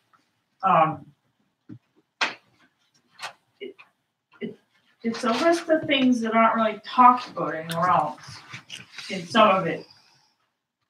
So classrooms, do you wanna now go back and decide which districts classrooms are allowed in, or didn't you just feel they were part of certain uses that you allowed? Same with cafeterias. Well, okay. That's where- I'm not, right, I hear you. Maybe where you have a use listed, like a playing field or a park or a ski lift or trail, I should do that. Right, But we'll just know that the Sports Institute covers the classroom, dormitory, cafeteria, administrative fees, like that, right? Is that kind of what yeah, I'm thinking? right, because there were very specific restrictions placed on the type of dormitories they could build. Right. You know, they couldn't rent them other than people that were attending the institute. And that's a you know? separate section Yeah. here, so, yeah, I'll do that. I just kind of looked at it and punted. Yeah. That's a good idea, because otherwise the table's gonna be unwieldy. And unbalanced, because you'd have Yeah. some that talk about a higher level, and some that get more into the weeds. All right. I want to spend most of our time talking about lighting, but just for a couple minutes before that, Bill, you have been at the last couple meetings, and I had a question for you on parking. Right, I haven't kind of facilitated discussions here on parking because we've dealt with it kind of little by little. The last round of amendments I did to you added some flexibility. And we needed to kind of circle back and talk about the districts and the feel for those before I could really make recommendations on that. But at a meeting a long time ago now, you said, we know where the parking problems are, or we know what the parking problems are, but I need to know what you meant by that and what's okay, intended. they are specific pieces of property. And there's two in my mind that, one is the sports center does not have enough parking. It's clearly short of parking because you can get to Christmas week, there'll be people parked on the highway. And Town Square has too much parking. What do you mean by a sports center? White Mountain Athletic This is Club. the athletic Okay, club. you're back The to that. athletic They're club does doing not that. have enough. They are fixing that now, They're expanding it. right now. Well, you know, I'm curious, did they come in with a site plan review? I No know, idea. They should. I know it. That's the second time he's done it. Yeah. Yeah, they shouldn't be expanding it, idea. and somebody ought to give them write the selectmen and say there should be a cease and I desist understood order that. All right, until it's let's- approved. Can you put that on your agenda Sure. for the next Yeah. meeting or after our But discussion? that's another. Another business. And the other is Town Square Yeah. has clearly too much space allocated to parking. Now, did both of these result from the regulations having not being on target?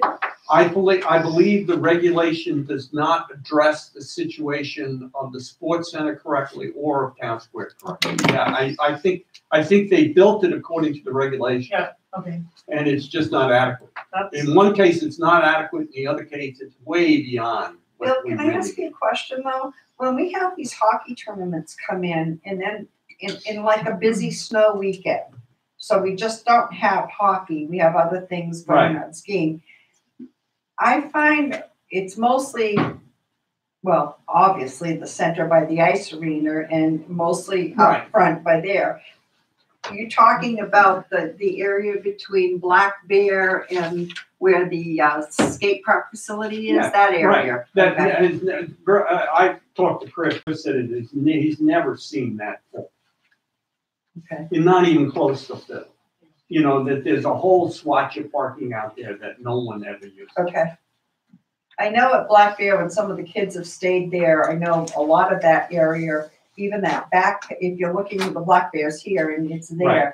that's been used to the full and then over some. But you're right, that swath that's, Right, and I thought one of the observations in the village commercial center study, which I think they're absolutely dead nuts right on, is you gotta rethink parking in the center of town. correct. Because you're tying up all this valuable land under just needless regulations.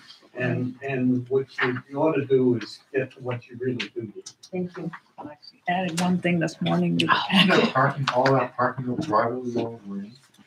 Oh, it's all privately owned, but it's allocated to parking and therefore can't be used for anything Yeah, else. all right, so that's what I want to clarify.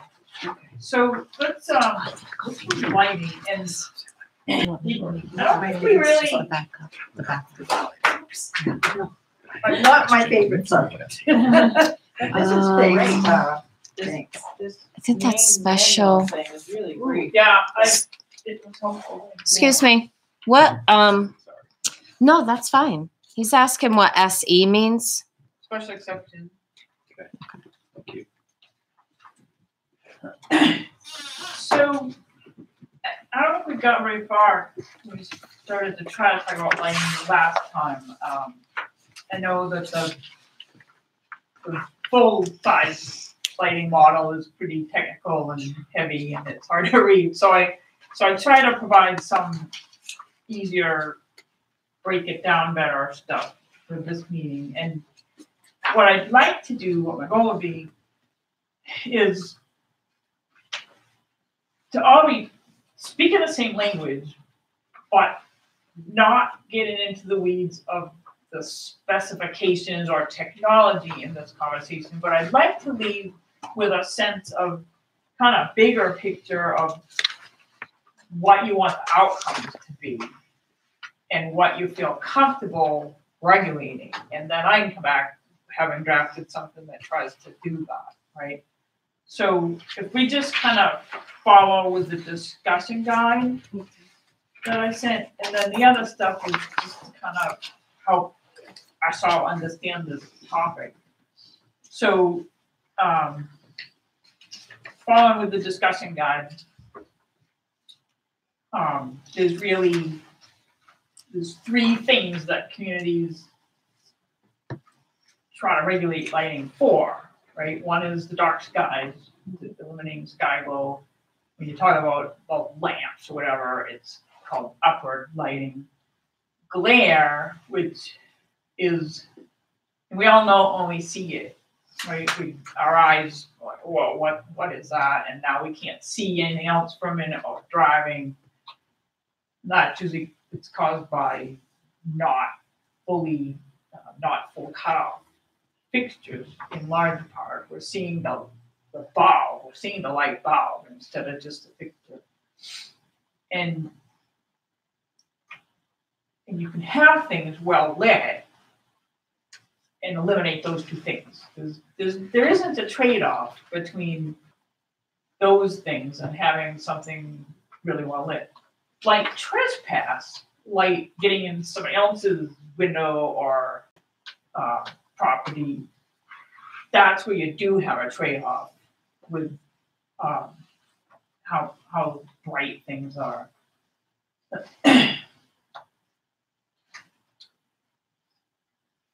What do you want to regulate? My question is, what do you care about? What does this community care about? Do you care about dark skies? I know you worry about glare, because that's the one thing you regulate right now. Nothing in your regulations about like trespass at all. So, but should it be? Do you care about it? Yes, You said it's important. You're nodding. The dark sky How could has you always not care been the about thing in the valley because of it was always kind of naturally a dark sky. I mean, it's kind of losing it, but it was always a thing where you're supposed to be stargazing things. What was you saying? But I think trespass is really important, either commercial or residential. I mean, nobody wants somebody else's light blinding them, or yeah, or just causing some negative impact, Okay. or really any impact. They don't want someone, they want to do their own Yeah, I think thing. we agree on that. So all these things are important. That's, Yeah. that's bad. But there's a fine line also because of our commercial center. We want people to feel safe walking, we want to. Yeah. And right now, when folks are here for board and research, they do not feel safe walking. And that's Because why they can't see. the consultants recommended in your village pedestrian study recommended that those be different lighting zones. And just because we use the terms a lot, the IES or IDA in here, I actually wrote out the definitions for those. Thank you. Those two organizations collaborated on the lighting model ordinance that I sent out before the previous meeting. And the really exciting thing about that was it was kind of the both sides of the table. It was the lighting engineers and the dark skies group agreeing on it. It's pretty unwieldy, right? I mean, I spent a whole day, well, a complete day just focused on that training, and I'm not sure back then I absorbed any. I mean, I had to read it, study it, use it to really get it. So I really liked the light version that I found, but they haven't adopted that yet. It's been draft for a few years.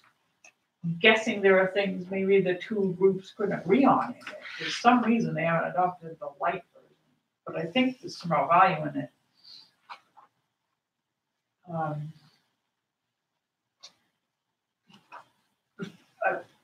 Because we don't live in a world where things come labeled with lumens, I just made a little chart kind of so people can kind of get that when we start talking about lumens. Because when you get down to what's in your ordinance now, at the bottom of this page in italics, you do talk about lumens. So full daylight is 1,000. What page are you on? Where are you looking? I don't have this chart in there. It just kind of for your own thinking when you start, seeing things labeled with lumens. That full daylight is 1,000, an overcast day is 100. Twilight is 1, and a full moon is 0.01. So,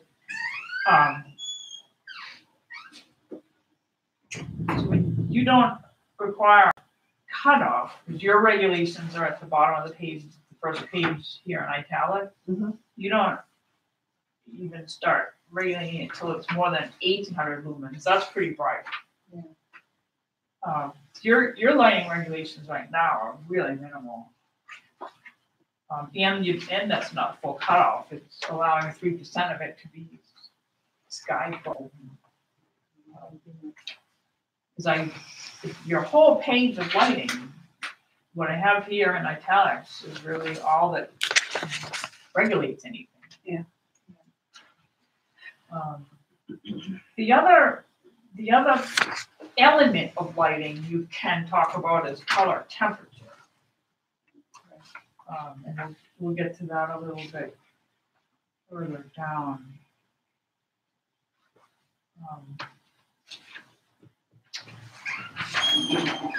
I want to make sure I understand. You were just talking a minute ago about how many lumens on a bright day and maybe. Were we talking foot candles or lumens? They're really the same when you measure. I mean, you usually regulate lumens, but foot candles is. That's what you would. That's what the meter is. Yeah, foot candle's gonna be the meter. Foot right? candles is gonna be what the Lumens is what meter. the sun is doing. Right. Okay.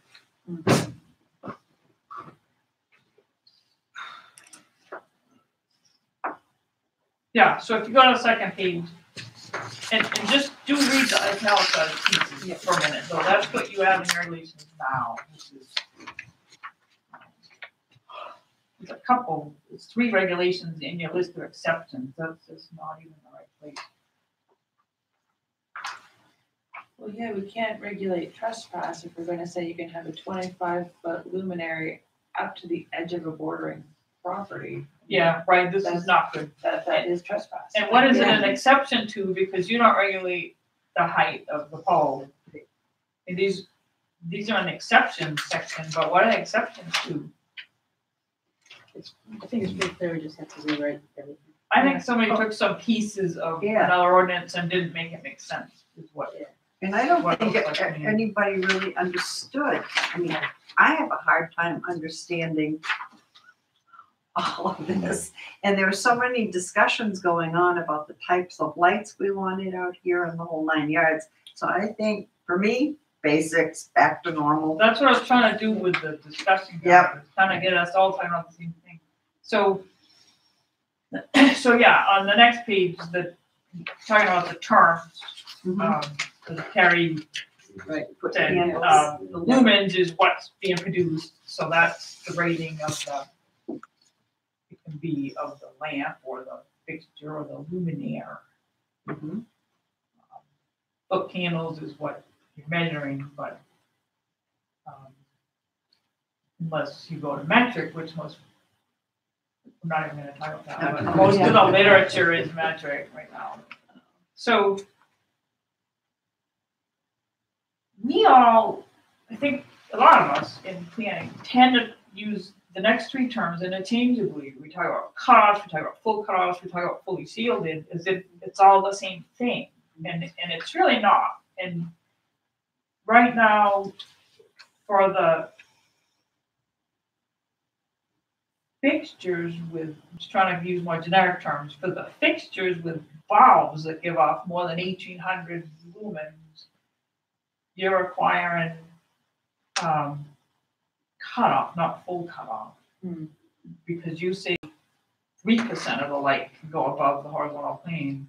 So that's more like a cutoff, not the full cutoff. So you don't really have a dark sky ordinance yet. You have some limits on glare, which is a good step.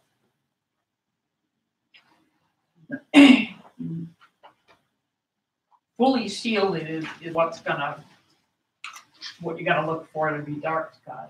Fully shielded, that none of the light goes above the horizontal plane. I thought those light fixtures we had out here were the fully shielded ones. The ones that we had put in. Street lamps? Yeah, the street lamps. You mean the new ones? I thought they were too. Yeah. But maybe they're not. I have no idea. It might be, it's recessed up into the Right, Yeah. right. And it seems to cab. and deflect instead of- down. Yeah, I'll bet it's fully shielded. You think so? All I know is Mark said they don't make them anymore. When you know we get them.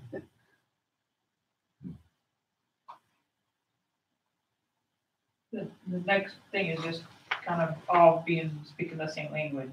And Wendy, was it you that brought it up last time? I don't know. What? Somebody said we need to talk about luminaires, not the lamps, but yeah, you have right now.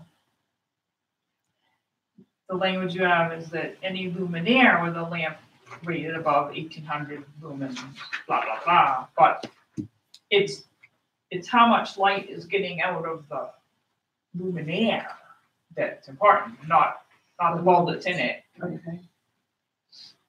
So that goes back to shielded and partially shielded and all that stuff. Yeah. All right.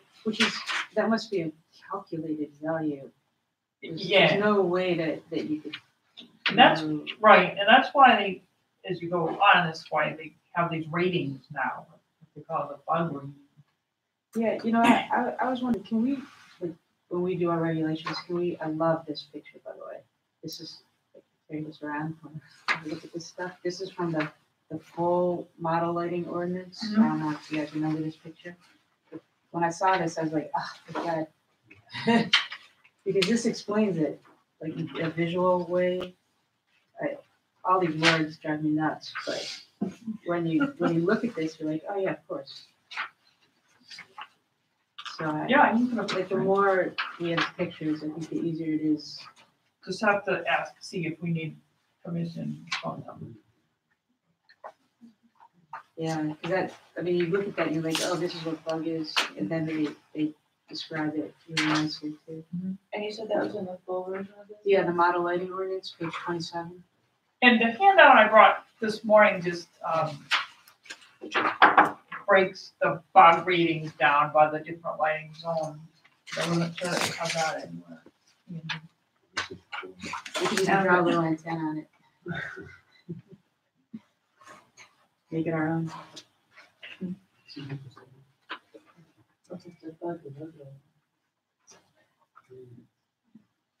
Sorry, Lord.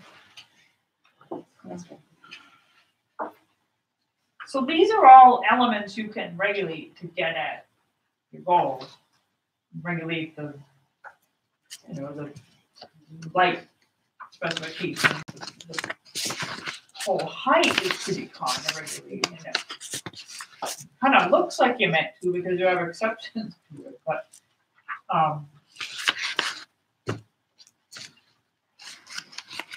the lumens themselves and then the light at the property line. And as was discussed in the pedestrian village study, you're gonna wanna do that different for some districts than others. And the problem one is gonna be that high density residential, and which way do you go on that one for some of this? Which is it more like? Is it more like the LDR? Is it more like village commercial?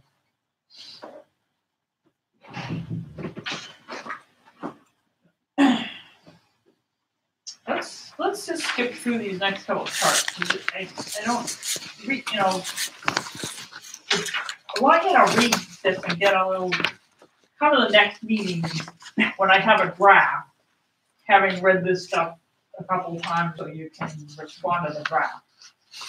I don't want to spend time today getting into the weeds of the technology. I want to just get a sense of what matters to you.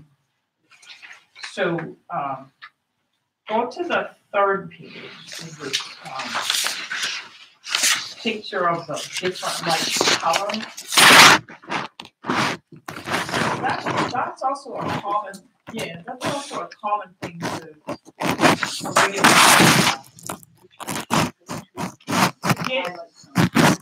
get the IDA. It's what some people might do is say, although you have to have the IDA seal of approval. Mm-hmm. To do that, it's gonna be, if you look at the third light over on the little picture, that's 3,000. To get the IDA seal approval, it's gonna be 3,000 Kelvin or warmer. And a smaller number and warmer, it's not intuitive. And that's because there've been,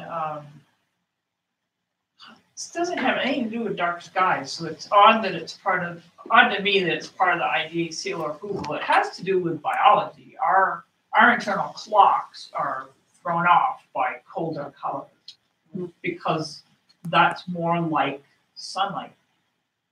So it messes with birds and wildlife as well. So that's why people are moving more toward regulating the light color.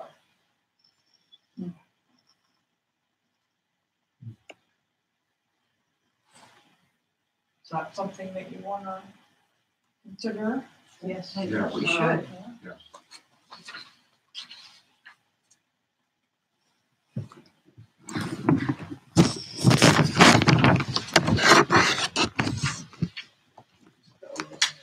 So, stay with that. Does the full height matter? Too tall doesn't go to the character of the area. Too short, and there's have to be so many poles to like the same area that there's kind of a clutter in there. Right? So, I'm not sure. Did you ever you have exceptions to, I'm stuck on this. You have exceptions to pole height, but you don't have pole height. Did you ever? You're talking to the heirs. Yeah. This is the second generation, Okay. first generation. Yeah. Second generation is living with it. Okay. Yeah, we could the whole thing out and start over, and Very we're fine with that. Yes. We don't care about the Yeah. old stuff, it doesn't really make Okay. sense to us. So what, so if it, so I heard point matters, what matters about it? Well, I think that the type of village that we're, the type of town that we are is a small, quaint village, so to speak. So I would think, I was reading one of these things that you gave, so I think it was one from Maine, that type of community goes with a shorter, more closely spaced life, because I guess it's more cozy, I don't know, but it just seems more apt to that type of. Well, and situation. it keeps it darker too. I mean, like Well- if you're looking at a hilltop down, Yeah. you don't see light as high up. Well, it's more concentrated areas of light. It also encourages pedestrians. Yes. Yeah. Just It's a whatever. warmer. Right. feeling. So for all those reasons, the shorter the better, within reason. I think they were talking 10 to 15 feet. Heights. I think we just have to keep in mind snowpack. Which I don't think that screws me up. 'cause Right. it doesn't You get don't want higher it when it's. 1 foot off the ground, Okay. because it's not gonna work in winter. I think the ones we have out there now, 14, if I'm not mistaken. I would think on private, that most of the lighting is coming from floodlights and spotlights on the sides of buildings, right? I don't know. Not when you're done rewriting this. Well, no, but I think that's where they come from today. You know, how many private poles are there out there?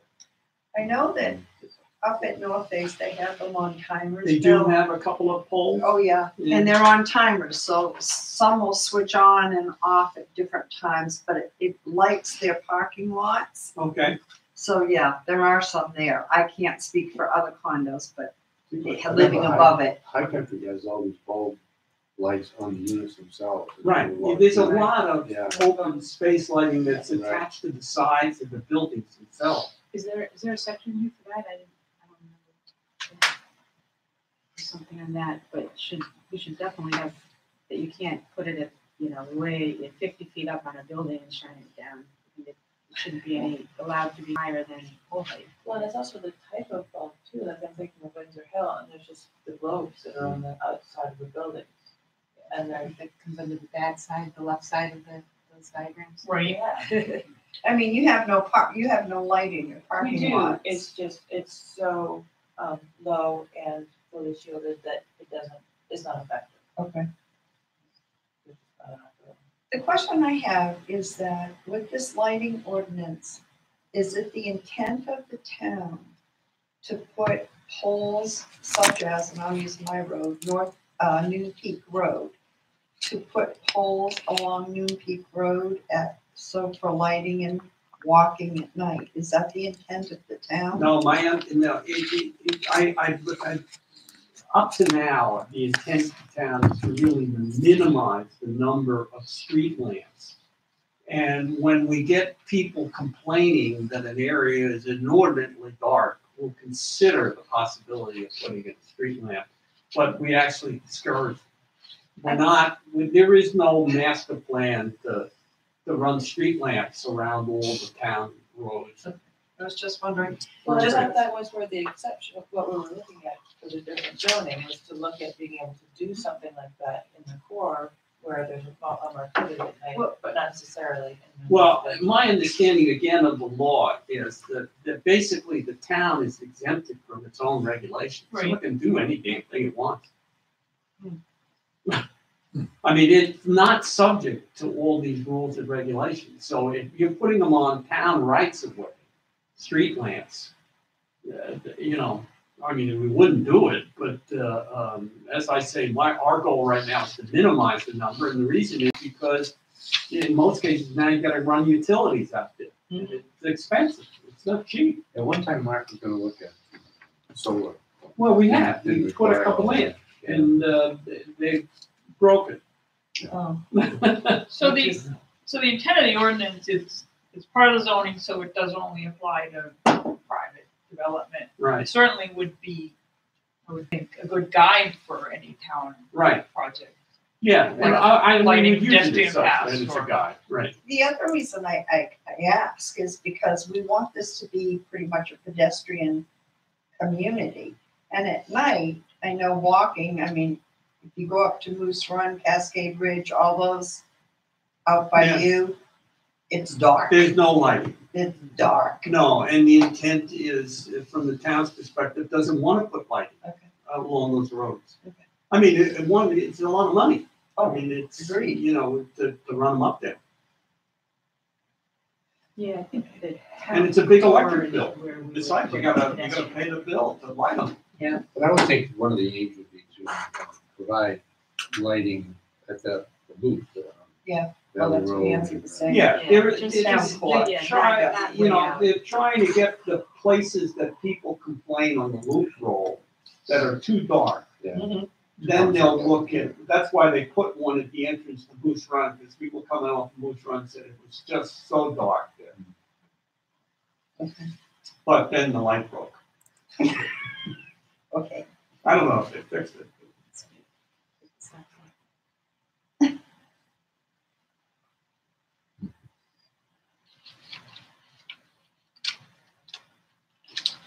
Go to the next to last page.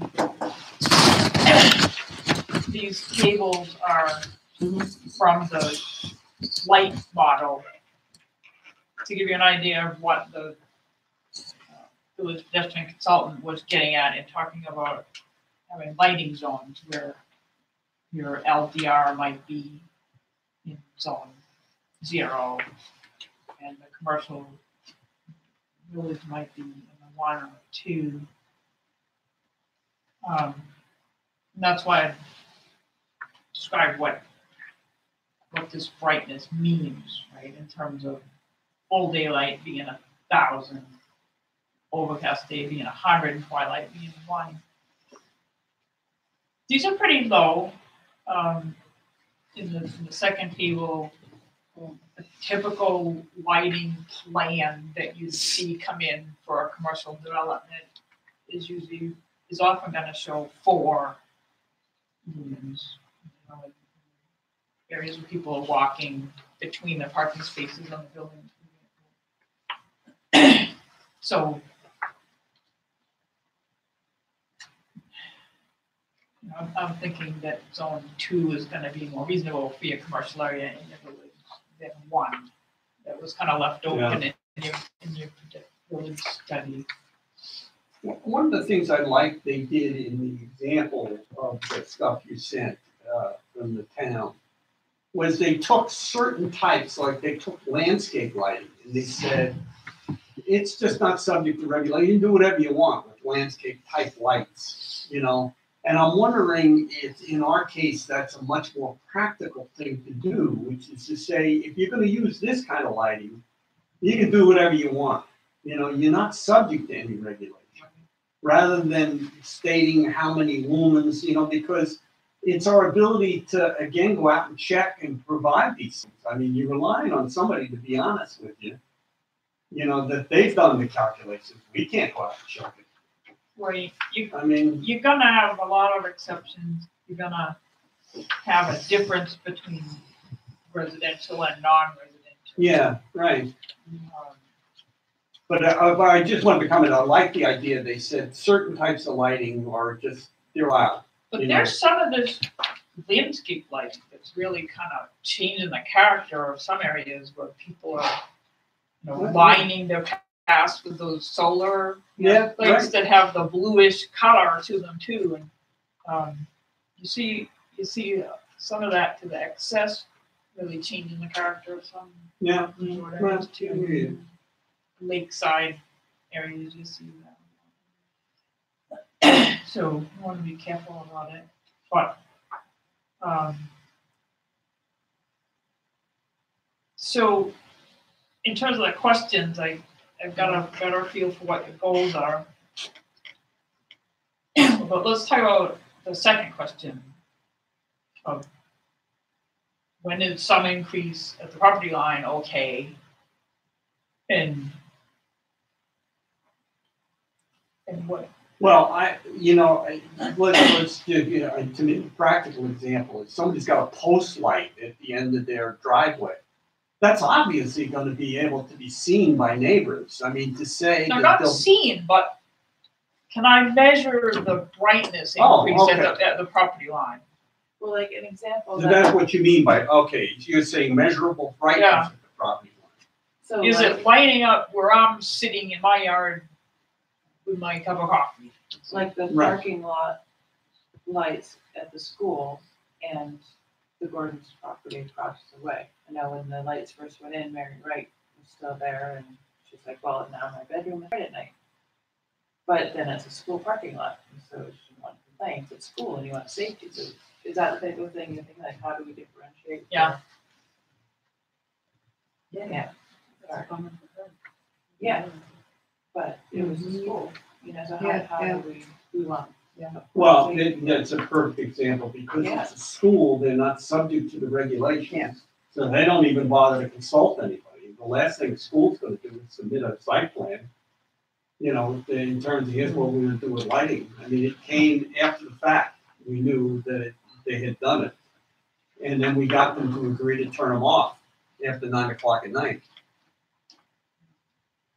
Yeah, and I also think no matter what, everybody should get to light trespass. Because nobody wants a light shining in their, eyes. Right. No, but I like your notion of, it's gotta be some, to say that there'll be no light leaking off of the property is impractical. I mean, house lights are visible, from- Right, Yeah, right, yeah. interior lighting is visible, And can, but it's the very houses low. are on small lots or close to them. Yeah, Line can- lots are close together, I mean, you're not gonna.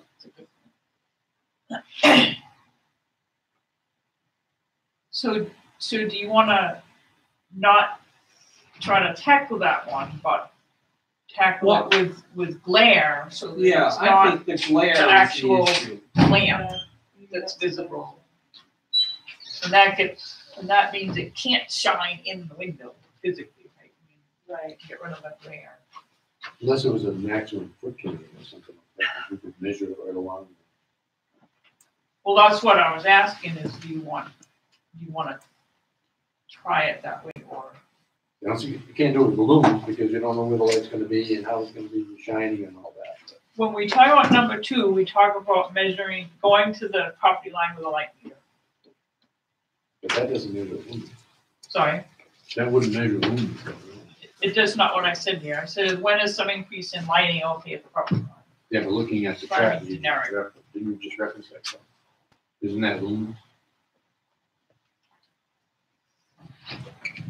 Well, whatever the measure is. You're gonna measure it in 4 candles.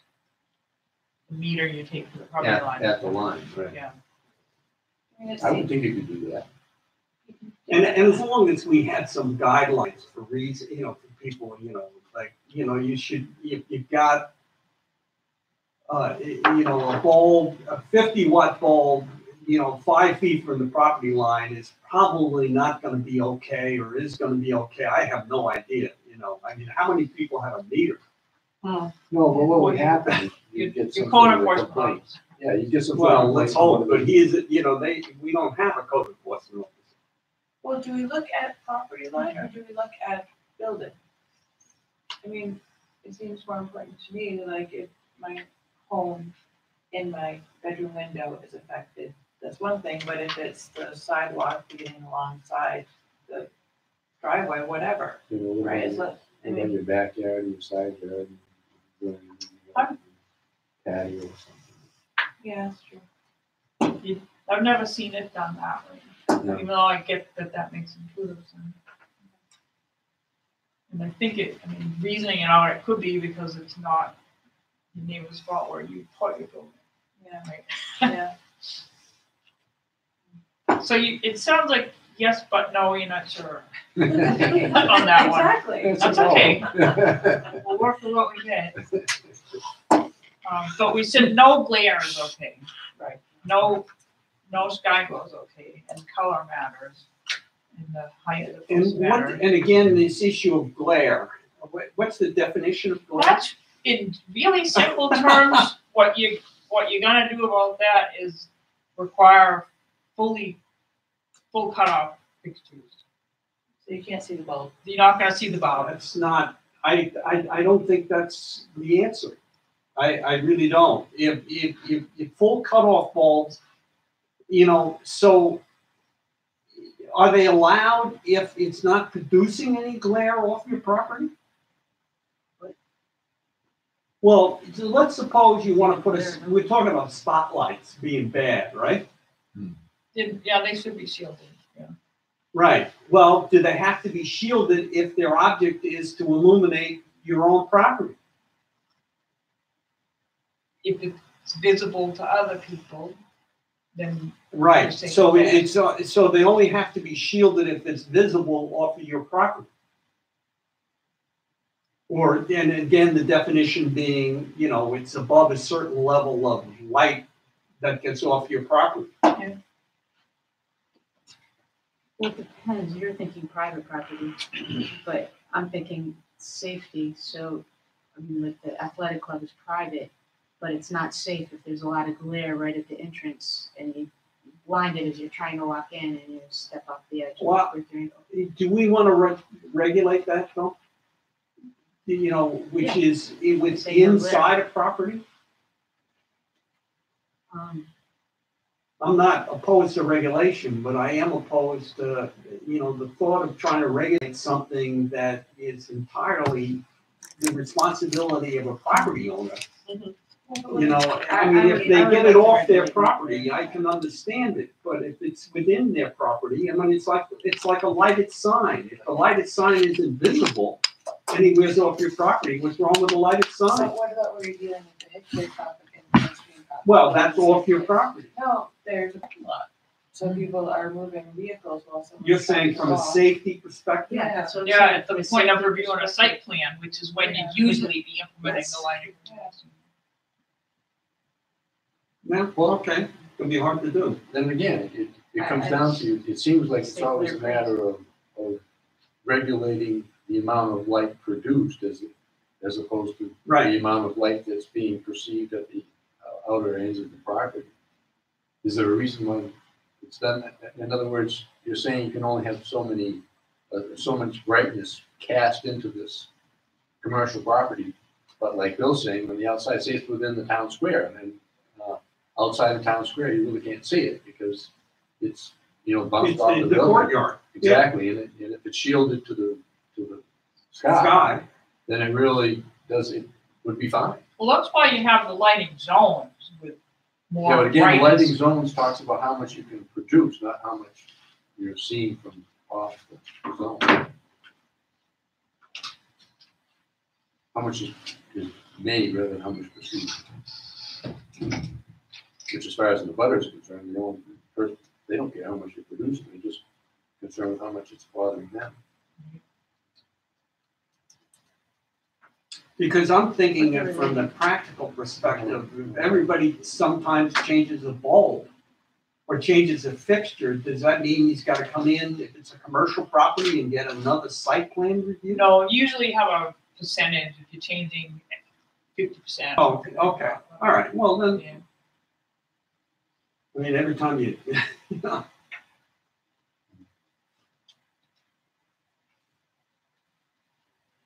So do you want a separate set that does apply to residential? Which is not I would think so.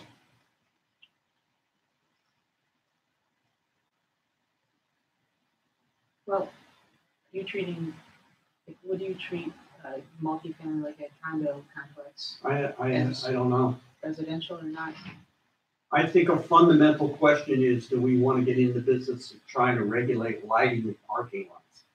How much is adequate, not adequate, necessary? totally. That's just normal part of site plan review. You're saying most She's towns saying do yes. regulate Yeah. that. Most towns do. Most towns require a lighting plan I think as part it's of the part of site plan safety. review. Yeah. And there's Yeah. probably, It's to make sure it's safe, there's Standards. enough, it's not too much, not too little. When you say separate residential to non-residential, you're saying having a different zone, light zone for LDR versus a light zone for. Partly, I mean, I'm saying, do you want to regulate lights for the homeowner? I think we have to, right? From the I would think standpoint so. of the amount I of think so, glare right. getting off of his property. Yeah. yeah, I mean, I Dark think we sky. should, Yeah, Even if we say almost anything's okay, we at least need to say something for each zone.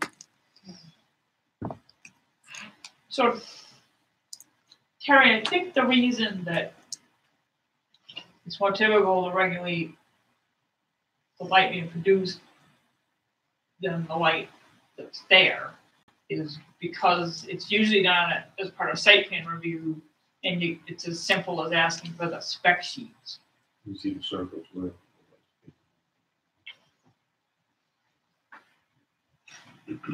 When you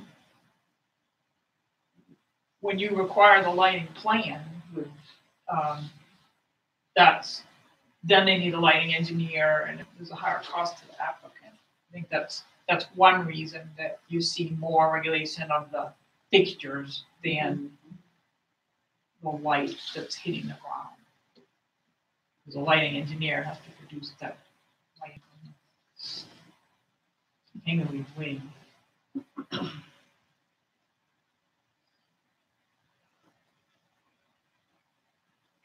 So you want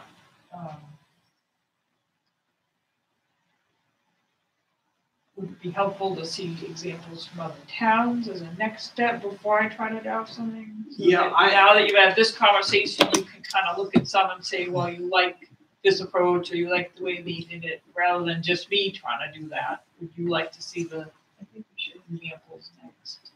I'd like to see a general description of what our objective is with lighting. You know, is it on commercial property? Are we saying that all walkways and all parking lots need to be illuminated? And then if so, when? I mean, No, you're saying 5 hours no, after no, dusk? That's or not what we're doing here. What we're doing here is, if they come out with a site plan, they certainly need to show you that it's safe. But that's a different issue than this. This is Yeah, but saying- how do we determine whether it's safe if we don't say something? It's a whole different topic and question. I mean, this is about managing glare and sky glow and light trespass when they do their lighting. So it isn't specifying what should be lit and not lit. No, you're not saying it has to. You're not saying it has to be this bright. You're saying it can't be brighter. Right. But at the point you're reviewing a site plan, you certainly can require lighting for something that you don't feel is safe. Well, where is that written in regulation? You don't have any I know we don't have any standards today. in your We don't site have plan any today. regulations, and I've understood that's next year's project.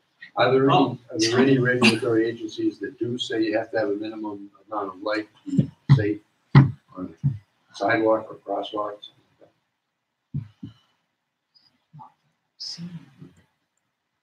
I mean, there's lighting standards that lighting engineers have come up with. The industry group that was part of the model, they have standards for those things. There are industry standards. I don't feel like I've seen them in regulations, but I don't work with urban areas at all, so. Well, maybe to Bill's point, we should make sure that we're not restricting something below industry standard with regard to safety, I guess, when it comes to approving. Well, that's the nice thing about it. Statement along the lines that you should provide lighting to meet the minimum industry standard. Is there such a thing? They're too high. Well, they can be too high, and that's Well, the I nice thing understand about that- going with some of the pieces of the model. Well, the too high to me again seems to be an issue of if we get back to we don't want sky glare, we don't want you polluting light onto other people's property. What do we care what you're doing within your property? And what I heard people saying is, well, it's got to be well lit and da da da da da, and it's got to be safe. But if we're not writing rules about what that encompasses, how in the heck are we going to deal with this? How have you been? I mean, you've been reviewing site plans for quite a We while now haven't without been any dealing with it. standards in there. We basically haven't been dealing with it other than on a complaint basis. Somebody calls and complains that the light on the new water pumping station is glaring in my bedroom. Fix it. And then we go out and fix it. But I mean, I don't think we spend that much time on lighting. We really don't. We have they submit a lighting plan, it's got a stamp on it. Basically, it's fine. Yeah. But we should, especially development, actually happens. Well, I think that's what we're getting, that's why we're doing what we're doing now. Because we found that it's a little difficult to take what we've got and do much regulated by it. The problem with the examples, I mean, not a lot of them have incorporated the model concepts yet, and I think that that's really gonna be a better approach. And you really have to, an example would be from a town that's similar to Waterville Valley, Yeah, something like a exactly. resort town. Right, and You wouldn't want the Lincoln one. And I've collected a bunch of examples, but I don't see a lot of people incorporating the model approach yet. And I agree with the consultants that did your pedestrian building study that I think that's the best way to go. I mean, it's more common to do what you try to do in the past, or pick out a couple elements, and then you don't end up with a very comprehensive approach. And the nice thing too, if you go with some pieces from the model, the lights are common with these bug ratings. So all they have to do is give you a spec sheet. That piece. Yeah, I kind of envision like similar tables. Kind of like you have for other stuff, rather than a bunch of paragraphs. Hopefully. There was a lot of these, I mean, one simple thing would be to require luminaires to be eligible for the IDA seal of approval. I wouldn't require the seal of approval because the IDA is a private entity. It's not like a government regulatory thing. People have to pay to get that seal of approval, but you certainly could require that they be IDA seal of approval eligible, right? And that's going to mean that they're not above the 3,000 kelvins in the color. They're going to be fully shielded. So there's something right away that's simple that would improve upon what you have now. as long as we know what is IDA possibly. Right. Yeah. I mean, I think, I try to keep things simple, and I want them to be easy to implement. And lighting is a tougher, one to do that with. But we really need to. Yeah, absolutely. And I think we started the conversation a couple months ago. I gave you some examples that other communities have done that are just one page and are pretty simple, but not really going to handle what you're looking for, I think, in the commercial area and the village. But the problem with you want to keep it simple and you stick in a couple of specifications, now you haven't really, in neither here nor there. Do you have suggestions in drafts of other small communities such as similar to us that you could bring in and show us? Well, there are examples that I gave you when we started that are just like one page that are, they're really tough to enforce if they're that simple, because what does it mean to be dark sky compliant? What does that really mean? Those communities just wanted it that simple. They just want the concept in there. And then there are communities that have so much detail that it would be tough, to enforce. So to me, something like this light version of the model ordinance is a good middle ground on that. It's setting some parameters. I liked it a lot. And I feel like I could take a crack maybe at something and provide some other more detailed examples. There aren't a lot of communities. When you say a community like you, but not Lincoln, but not Conway, who is that? Yeah, that's true. It's maybe Brentwood's. Yeah. That's, you know, Yeah, but if you were just something like Stratton, Vermont, or something, you know, some similar type of resort, small, confined, kind of separated from the rest of it. Some parts of Attitash are like that. I mean, Yeah. Attitash would be a good one Yeah. too. I don't know what their zoning is. Or even Jackson. Yeah. Itself, not Conway, Jackson. Yeah, the village, yeah.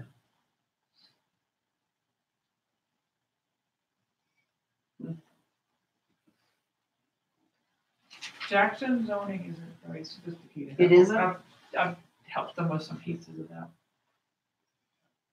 Then it must be really good. No, I've tried to help them with some pieces.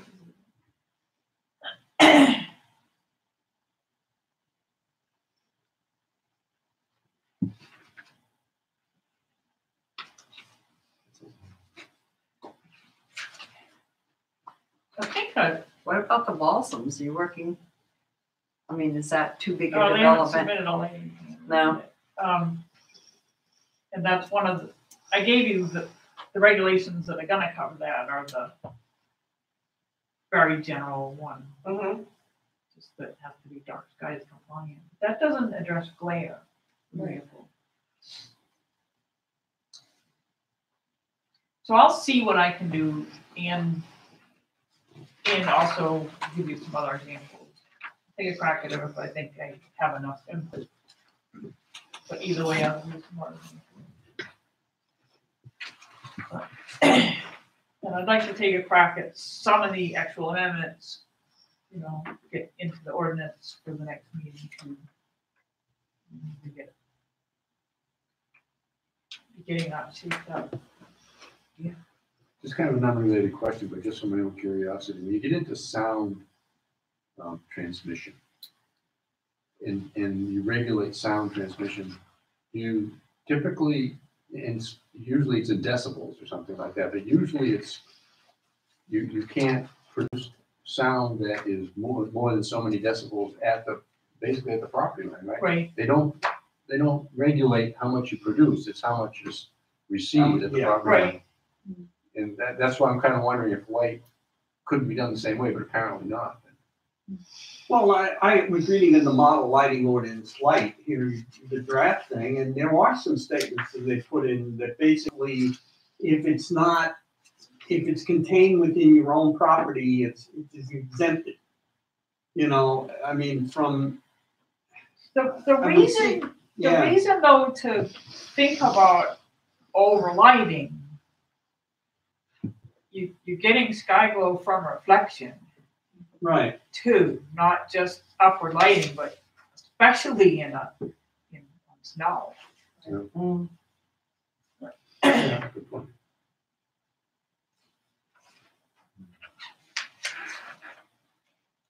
And glare to some degree. I mean, when you're driving and you go by a really brightly lit area, now you can't see the next. You're not even if the bulbs aren't shining in your eyes, just the fact that it was so brightly lit. You know, so this, but that is visible from a public road. Well, I could see the argument of if it's to some degree only visible from your own property, but what is that? Bright, fully shielded light in a courtyard. Well, you It would know wouldn't the be, circumstances, all different kinds of circumstances. It could be screened with trouble. and that's why you'll have something in there that people Yeah. can show. You know, that's why you end up with a list of exceptions that sometimes over time longer than what you have now is you have a little regulation and you have a list of exceptions. Yeah. And it's probably as different things came up.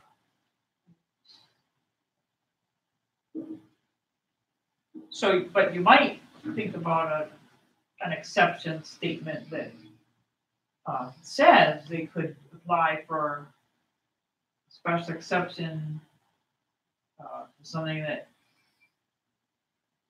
doesn't meet whatever specifications you put in, if it can be shown not to Right. cause glare or glow or light trespass. Right? Leave the burden on them. Don't make it be a variance, make it be a special exception so it's easier. Well, I mean, again, the example of what they did here on residential lighting in the model ordinance, they just basically said, well, here's the exception. Low voltage landscape lighting, is an exception. Shielded directional flood lighting is an exception. Open flame gas lamps. Yeah. I mean, they went through and tried to say, okay, these are the things that are, your bulbs, you got a table that specifies that you shouldn't have any luminaires generating more light than this, but they're saying these things don't count. Right. I wish I knew why it hasn't been adopted and what the points of disagreement are, right? Yeah. I wasn't able to find that out. Yeah. But I think it's a really good. It would agree. be I think it's a interesting to good- find out why they Good didn't approach in adopt it. general. Yeah. How big of a town is this? What town? Oh, I don't know. No, No, It's it's the not model a- light no. ordinance. Yeah, it's not a town. Oh, okay, no one's adopted it. No, it's the Well- two different organizations, the IDA and the IES. It's a trying to shortened work version, it's a together. light version of the main Right. Okay. Right. agreed. Yeah, agreed but I upon. liked it, and I can see why they did it, because we all just kind of glazed over it. We got excited about it, and then we kind of glazed over, and none of our towns wanted to even touch it. And Even light is pretty thick. Yeah. Got a lot of things to it. Well, but a lot of it's definitions, which is. Yeah. Which is good. Yeah, no, it's good. It's very educational on the topic. I think what it did was get us all thinking and talking about the topic and improving a lot of regulations. Mhm. I mean, I've had several towns at least add acknowledgement that dark skies are important, Mhm. and we didn't have that before. Well, it educates the layman too, it's a lot of stuff that is well learned in that. Right. Yeah.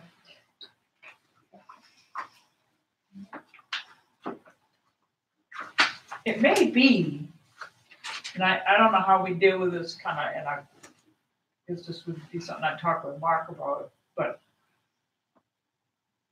from other than how we wrote my agreement, we figured that Mark and I would figure that out, but you shouldn't feel like pressured to get any of these pieces on next year's town meeting if you're not comfortable and ready. Right, you should take, aside from the fact that I can't start coming for free forever, but from your perspective, you shouldn't feel like you have to be on a certain schedule with it if you're not, if fall comes and you're just still not comfortable and ready with the lighting piece, don't do it this year. Right. Still pay me, but don't do it this year. Well, as I said, I'm sure that Mark and I can figure that out, but don't, right, just because we carved it out as this year's project, don't do what you're not comfortable with.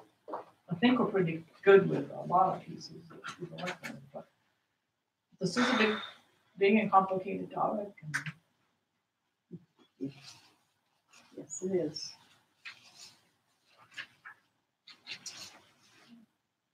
If I brought a presentation, can I plug into that thing?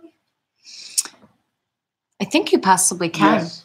Yeah, I've seen it done. Somebody be able to show me Well, how? and Mark would have to be here on the day you're gonna do it, but I have seen it done.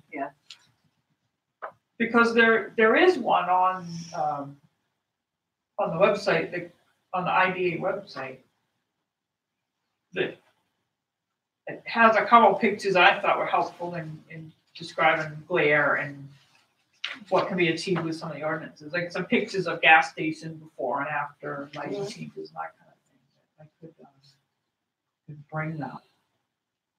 Helpful, I think. Yeah.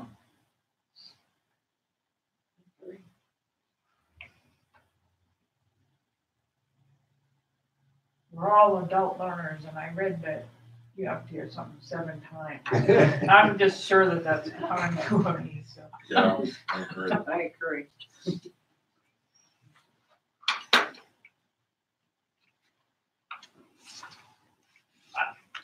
I think we're in a good place to send me off. Okay, All right. Thank you. thanks very much. Very much. It's just a lot of work there. That's good.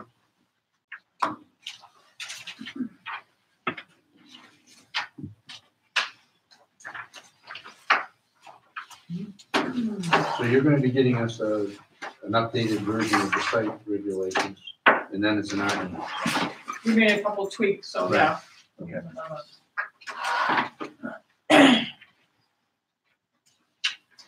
But if you let me know when you have a public hearing, then if I'm available, I would come to that in case there's any questions. Okay.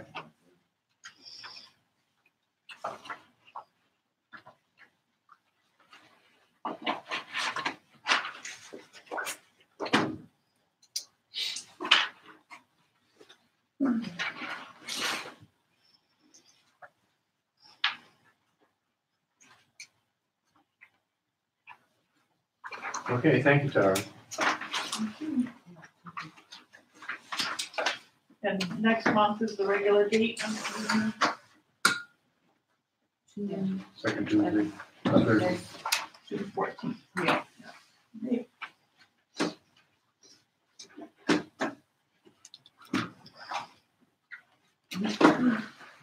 Okay, any other new business?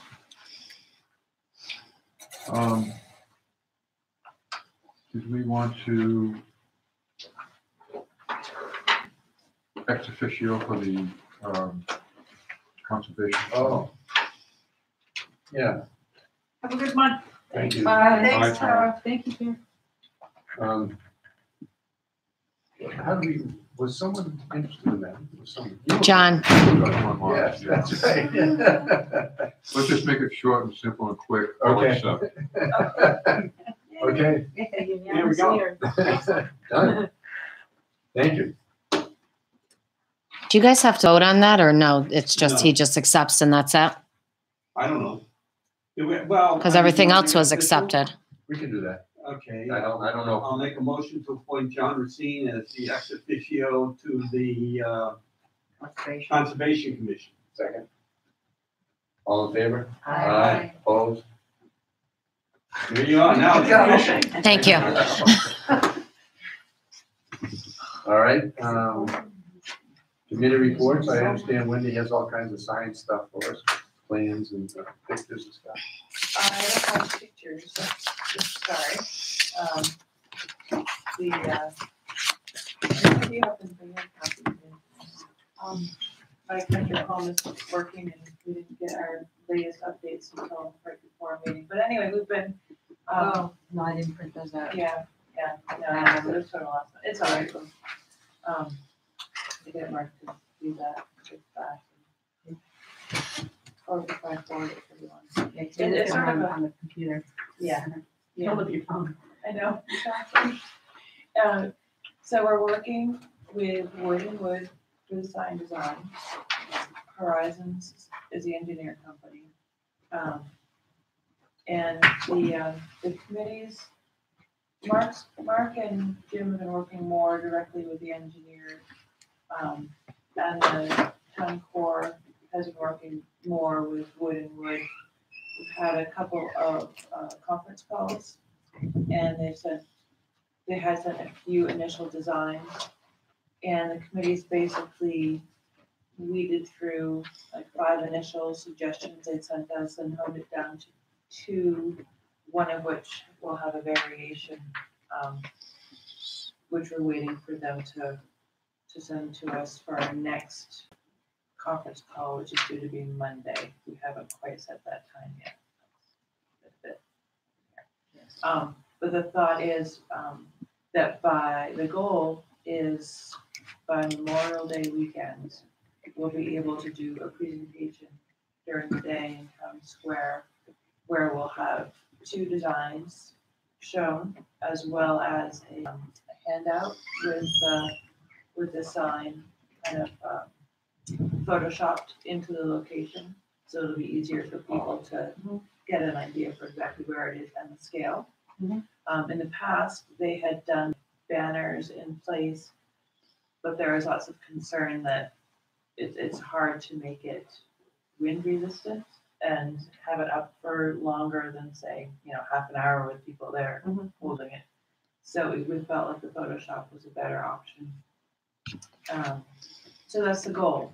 And so there are 2 meetings scheduled for next week, and hoping to get the select board in on the conversation on Wednesday.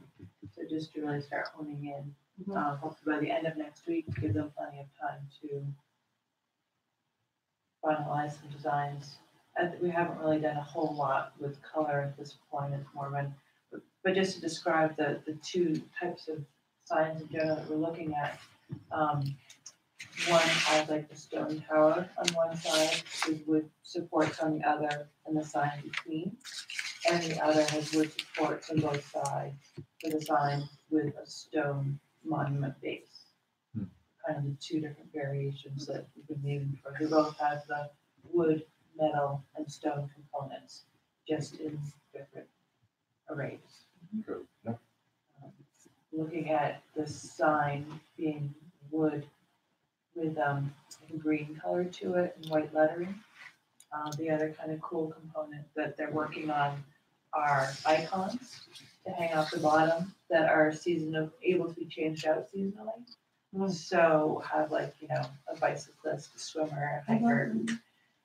Where at this point, we decided to ask them to design all of the possible recreational activities, from shopping and dining to hiking and biking, and we would just have the ability to decide. There'd be 5 spaces, and they could change out seasonally, they could change within the season, we could have all kinds of fun with them, but also be able to use the same designs and signs throughout the town. So sort of our first step in Fireworks. we Good. should have fireworks for Yeah. that. Yeah, you're right. And weddings. Interesting one. Weddings, and a couple of rings, yeah. So, yeah, there's a lot of fast work going. So it's good. I have a quick question. Did you put in consideration people that are colorblind? Greens and reds? That had not been discussed. I don't see greens and reds. It doesn't mean anything that you're making a sign for me, but I'm sure I'm not the only one. So like red lettering on a green sign would be bad. Yeah, But white lettering on a green sign, is that? yeah, that's That's fine. fine. Okay, so just avoid red, green combinations. Yeah, Is that a good point? just a thought. Yeah, no, Good thought. absolutely. Putting a hook on the side for the wedding balloon. Yeah. This way too. No helium, please. Anyway, so yeah, it is coming on very quickly. But I think that sort of was our goal, so we'll be able to have plenty of time for public input on the holiday weekend. Any idea what size you're talking about for this sign? Yes, we have somewhere, because we only have so much space to work with. The overall thought is 20 to 25 feet for the entirety of the support and the sign.